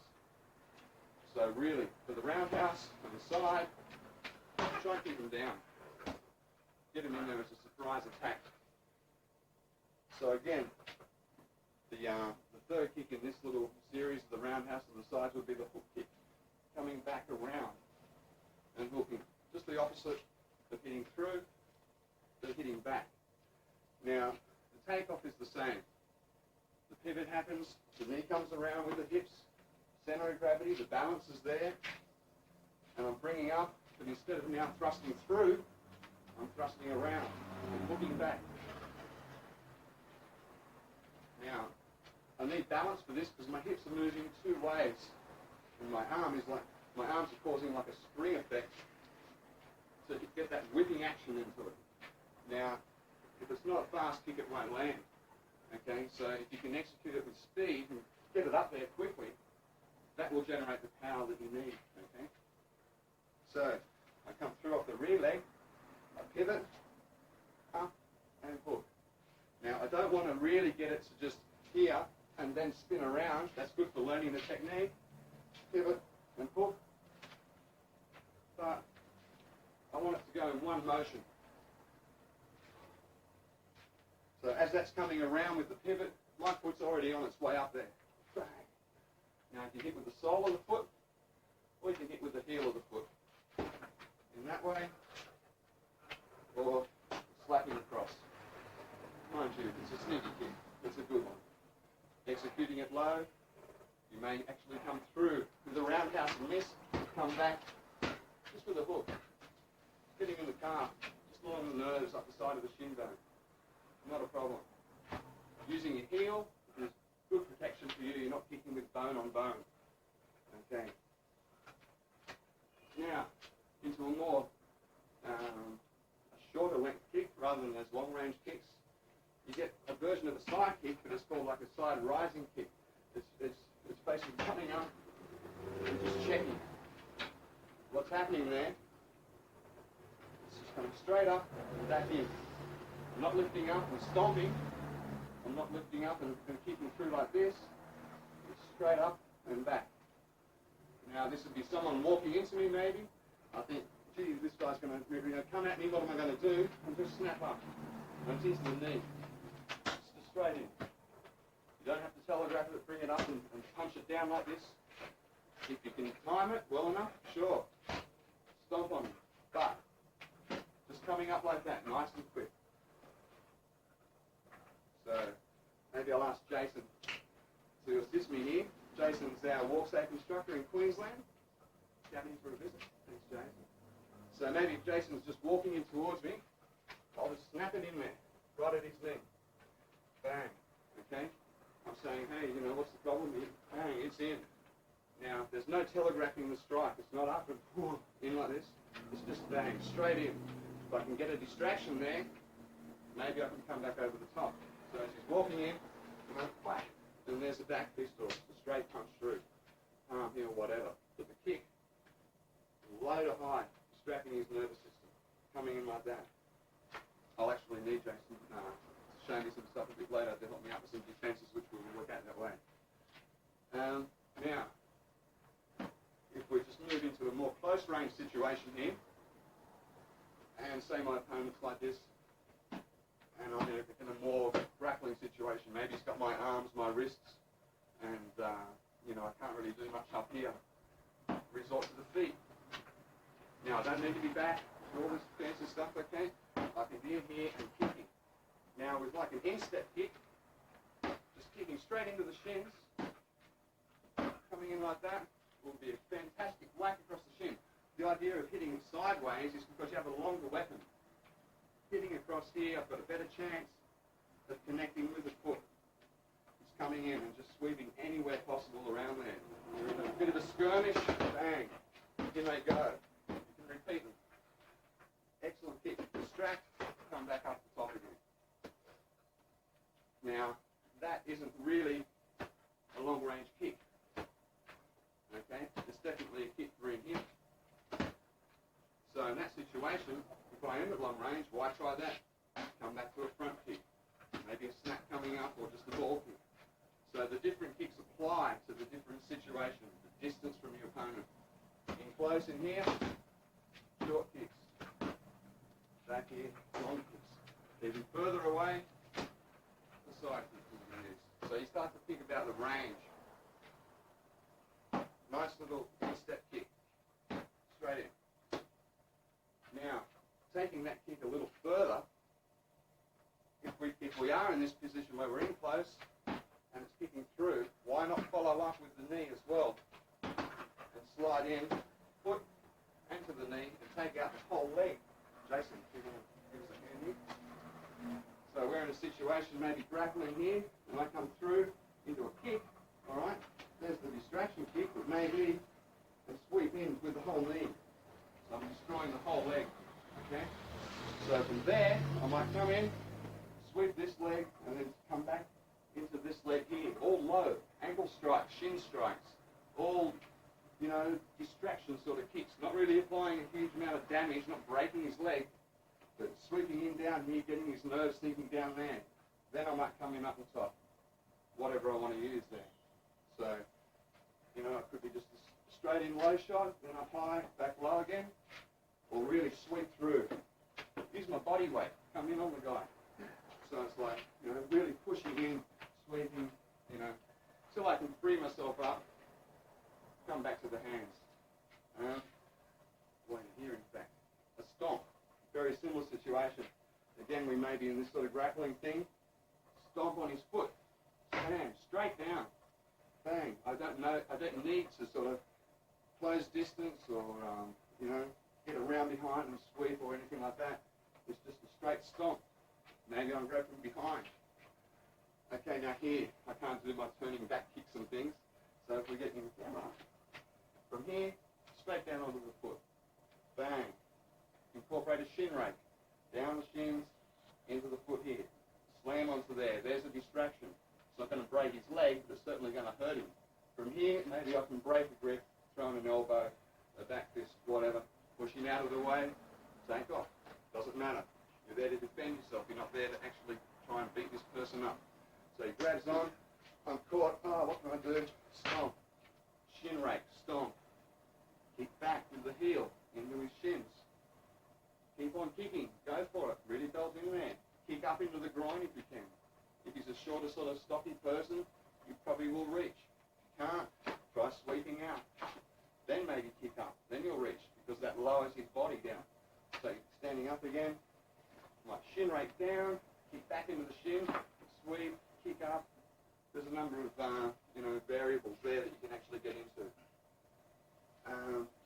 Now, for the back kick, this is, you know, in a situation maybe I am backwards like that, and I hear the guy walking up behind me, and think, oh, you know, what's going on?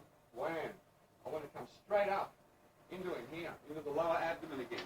I'm not trying to get up into his head and do a reverse uppercut. I just want to get bang straight up in here. Now the difference is, kicking through, you want it nice and straight. Okay? You don't want to be coming around like this. That's turning it a bit more into a hook or a side kick, but also it's telegraphing the kick. It's caught around here, bang, straight in, straight up. Okay? So I'm standing here reading.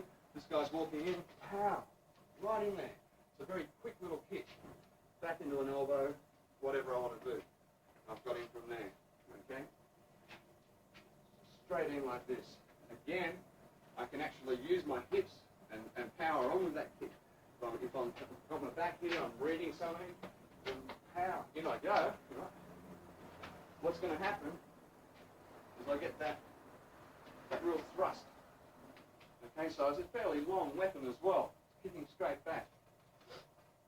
So here, wham, straight in, maybe back with an elbow. Now one thing I don't want to do is if I do kicking in here, and I've got him, is turn around to see what's happened, okay? I turn around and he's maybe all over me, bang, all right? So when you do that kick, kick in, kick again, move forward, move away from him, then turn around. So you've got your distance. Thanks, man. Okay. So again, you're kicking to the environment, keeping him nice and low, it's nice and tight, and your balance, as we had in the earlier kicks, with the center of gravity, the supporting foot, same situation, just walking in and through. I want this foot nicely underneath me. I don't want to be leaning back, it's going to make me fall, or leaning too far forward, I'll bounce back off him. This sort of thing. I want it nice and straight, and just kick through.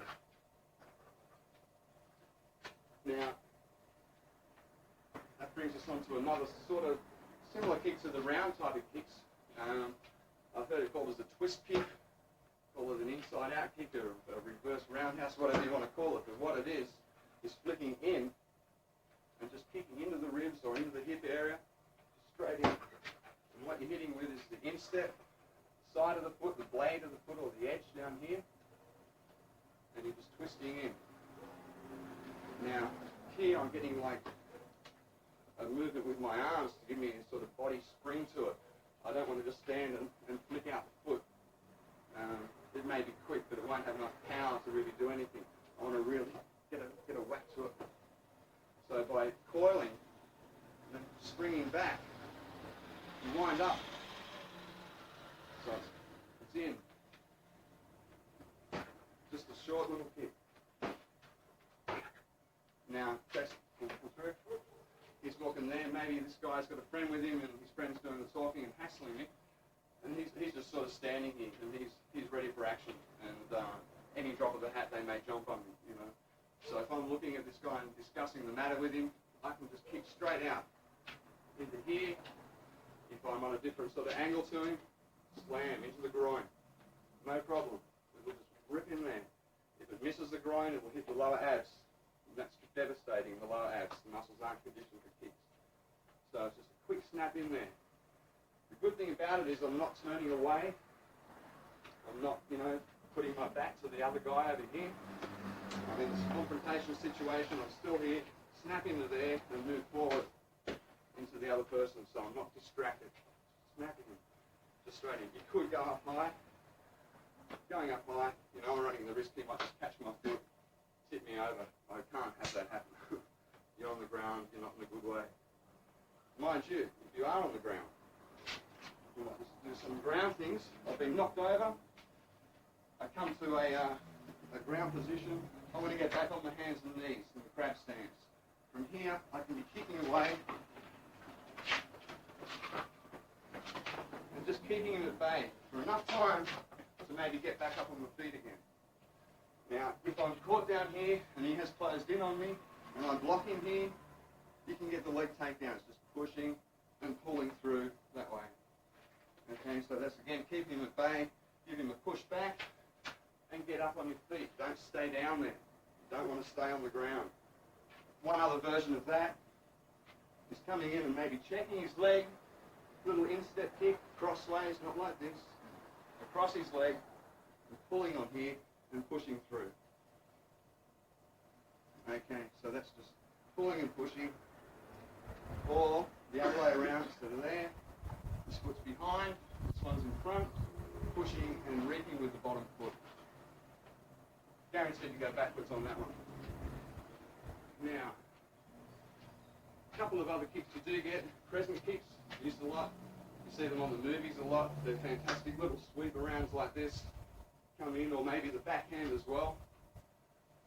Really, you want to be kicking in, which turns it more into a sort of a roundhouse kick or a shin kicking Thai boxing, coming through and really planting the shin against the leg, really devastating.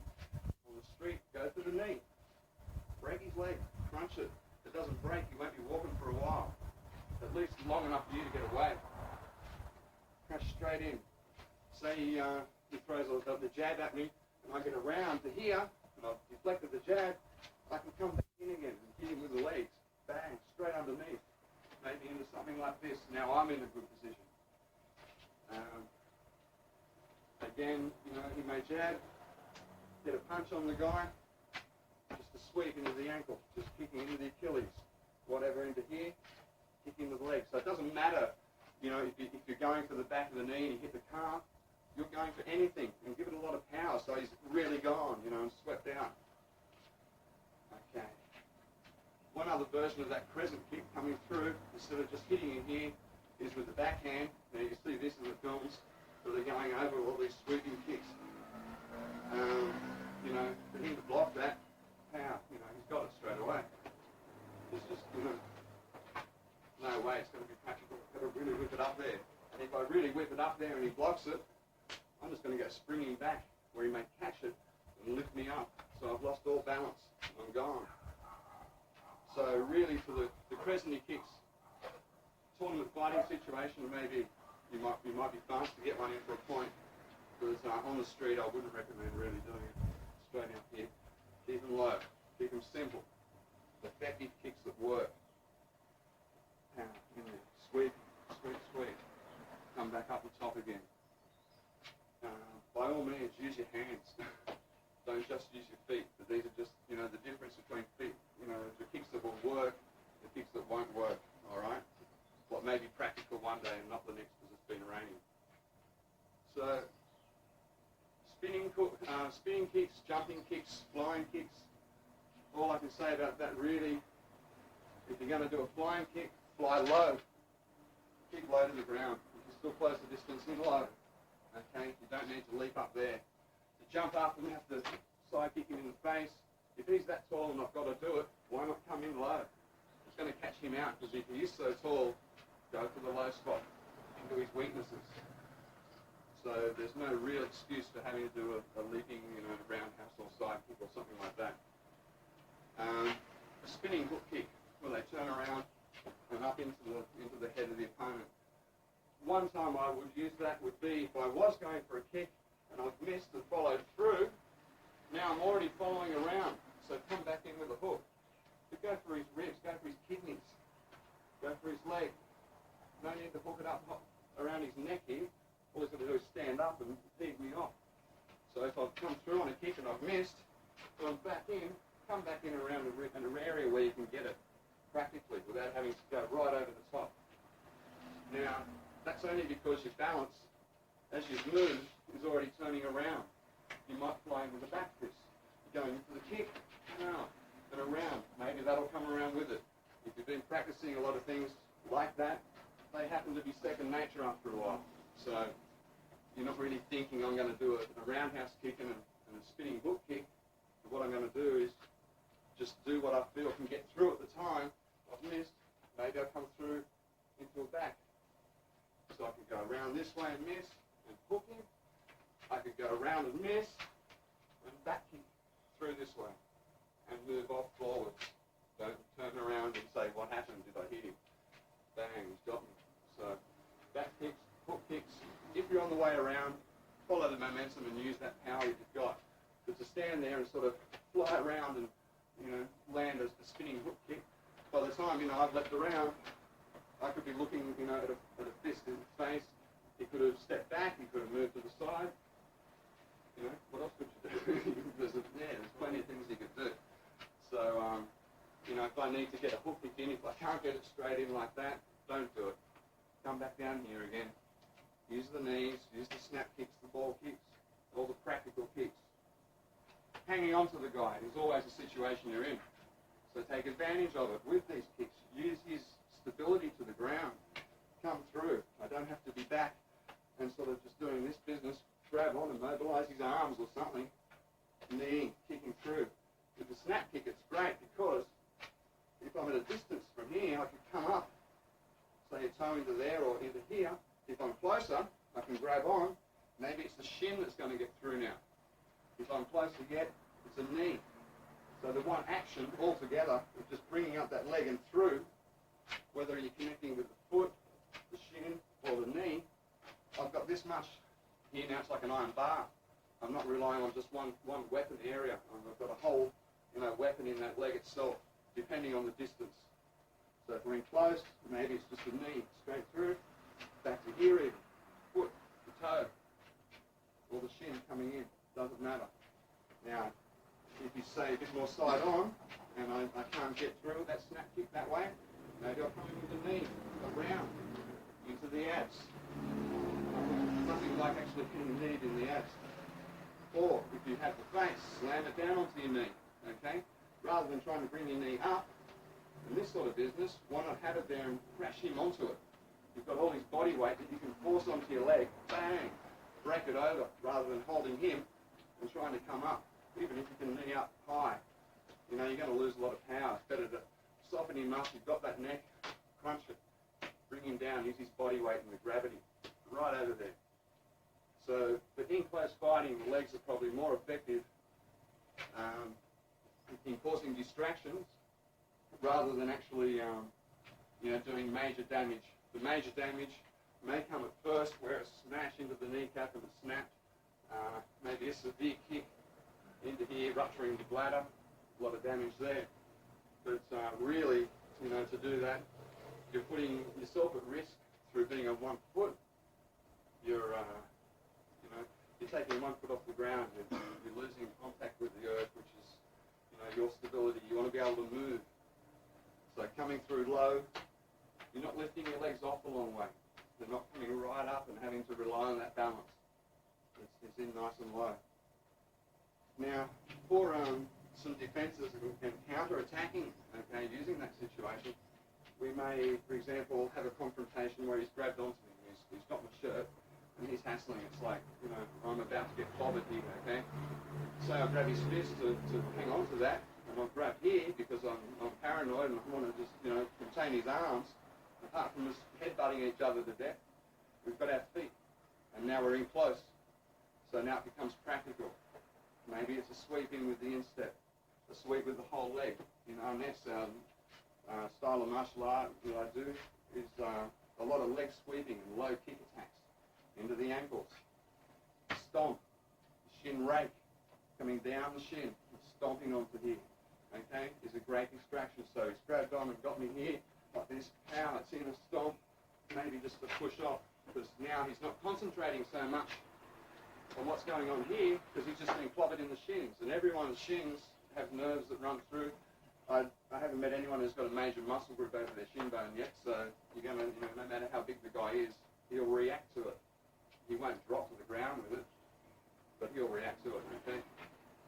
So a swift kicking, nice and low, will travel much faster. Now, in a more tournament sort of situation where you want to close in on your opponent and score points, you're both shaping up. Sure, you have rules. You can't punch to the head, but you can kick to the head. And now you might want to be, training for that sort of situation. So you've got to be able to draw a way through to get into his head region. Okay, so we may be shaped up here and kick in low, and then come back in with the back fist or the punch, the classic low to high situation. Come in with a straight kick and up high, or you can change it around. You might go up here with the eyes, or paint through here, and come through low, and just snapping in. Now that kick is just skipping off and in, like that side rising kick I was talking about. It's just in there. Bang is the distraction, then I'm back in on top, okay? My punches would have to be to the chest, not the face, in a tournament situation. So I go for a kick down low here, he goes down to block it, pound, I come back in and hit him around the top. So I might be here, dummy low and go high. 2 roundhouse kick combinations. Maybe I want to dummy in low and hook and come back around that way, slamming into him here. So that one, just the angle is coming in and around. So in our situation fighting, bang, bang, it's up. Any good distraction low like this may draw him, instinctively in like that. It will lower his head down. Okay? Just into that, down. Maybe if I do connect and he buckles over, then slam up into the throat, into the face, because now his head's down around, stomach, waist area. So he's in and a snap. Everyone's seen the big, snap kicks to the jaw and that. I think that's a pretty good kick if you have got a bit of speed to just whip one up there, kick the toe under the jaw. Because the target area there is very sensitive. Any sort of good kick in the throat, under the jaw here, slam his teeth together, under the tongue, lips, and up and in like that is a very direct attack. It's a straight attack, just snapping in, rather than a big sweeping attack that can come around and a chance to block. I'll just put on some elbow guards, not to damage Jason too much here. Just a few defences on those while we're at it. If he's, say he comes in with like the karate type, toe roundhousey kick on the right, and he snaps one in, I want to get inside, so as he kicks, his weapon's gone past here, okay? So I don't want to be within range, I want to get in here as he kicks, okay? So rather than just moving in, counter-attacking. So I punch into the groin, he comes in again, punch into the face. into the throat. Now on the street, a lot of guys might come in with this. There's a lot of, people out there who have done sort of training in martial arts of some type and are aware of, especially around our kick. So he's coming in to rob me, bang, I'm in there to the face and blocking that leg. Mainly though I'm getting out of the way of the leg, the path of the weapon. Now that sort of kick is a very, snappy sort of upright kick, hitting with the toe. It's from down low, coming up like this. It's not really getting over the top. It's coming in here. So to get underneath it and try and move him out of the way, is pretty well impossible because it is a fast kick. And so what I'm doing is just checking it here with the arm or the hand as I'm going in, finger jab, punch, with getting inside that range. Whereas if he comes in with a more a higher sort of kick, so he goes for the head. Okay, what I want to do, there's an attack coming in this area, just like in a swinging haymaker punch or anything. I'm covering up. Get the hell out of there. I don't want to think, oh, this is a foot attack or a hand attack. It's just an attack coming into this area here. Bang. So as he comes in with that kick, I'm covering up. Now, as I'm covering up, I'm hitting him straight in here, underneath his nerves, crunching into that bone there, okay? Hitting right up the inside, just slamming him with the elbow. All right, one more time, it comes in. Bang. Now, if I've got him here, I lift up, he's going to be up and going backwards because he's lost all balance. Taking away your opponent's balance is great because once you've done that, you've got him on the rope straight away. Without balance, you can't move, you can't control your attack. Maybe he's coming in with a side kick. I want to again get out of the way. I'm moving off to the side, redirecting his kick. He comes in with that kick. I'm just getting totally out of the way. Now, even there, that was a messy situation. Didn't quite clear it, but I was out of the way, so maybe it grazed up the arm. Much better than a full-on hit into here. He comes in again. Bang. As he lands, coming back in, or kicking straight underneath. I've got my choice of targets now. It doesn't really matter. So he does come at you with the front snap kick, the ball kick. You just want to get out of the way. An immediate reaction. He comes in to kick, tuck in, get like that. But watch out for the follow-up. If he kicks in, bang. Okay, I'm down. All right. So rather than risking that, if he kicks in low, take it with the knees. Brush it aside, but keep your hands up here. He comes into the kick, just checking it. Say maybe it's a round kick, like in the leg attack, anyone comes in, I'm just going to check it down low. I don't want to wear it, so I'm riding it and flicking it back away. It's coming in, and it's out again, okay? This way, if he comes in, I'm not dropping no hand down here to block it with my hand, otherwise he's got me with a left elbow, a left hook, whatever, coming through. Okay? So I want to make sure that when the attacks come down low, that I'm trying to take them with the legs, not taking away my defenses from up top. One more time, coming in low. So I'm down there, I'm exposed. If I'm here, I've still got my guard and my counter attack, okay? So it's a much better position. If he's kicking into the ribs, so you come in with the right kick to the ribs, pow, okay, he's in there. So he does that one. I want to cover up with the elbow. Now, I don't want to do damage to Jason's leg. What I would be doing is actually checking down onto it as it comes through, crunch right onto that, right onto the shin bone, onto the leg with the elbow. Quick little jolt. I'm not reaching out here looking for it, just a little check, bang. And if I miss that, he comes in, I've still got my arm there for the guard, for the defense. It's going to absorb the punch or the kick, okay? Wouldn't matter. And so what we have basically for the head attack, checking, covering up, sort of natural reaction that you can turn into your advantage. Straight like this. You don't need to counter-attack with fancy spinning with kicks or whatever you want to call it. It's just bang, covering up and getting straight through. Keep low with your attacks. Any straight kicks, jumping back out of the way. Get out of the range, tuck in, move off to the side. The side kick comes in, move off to the side.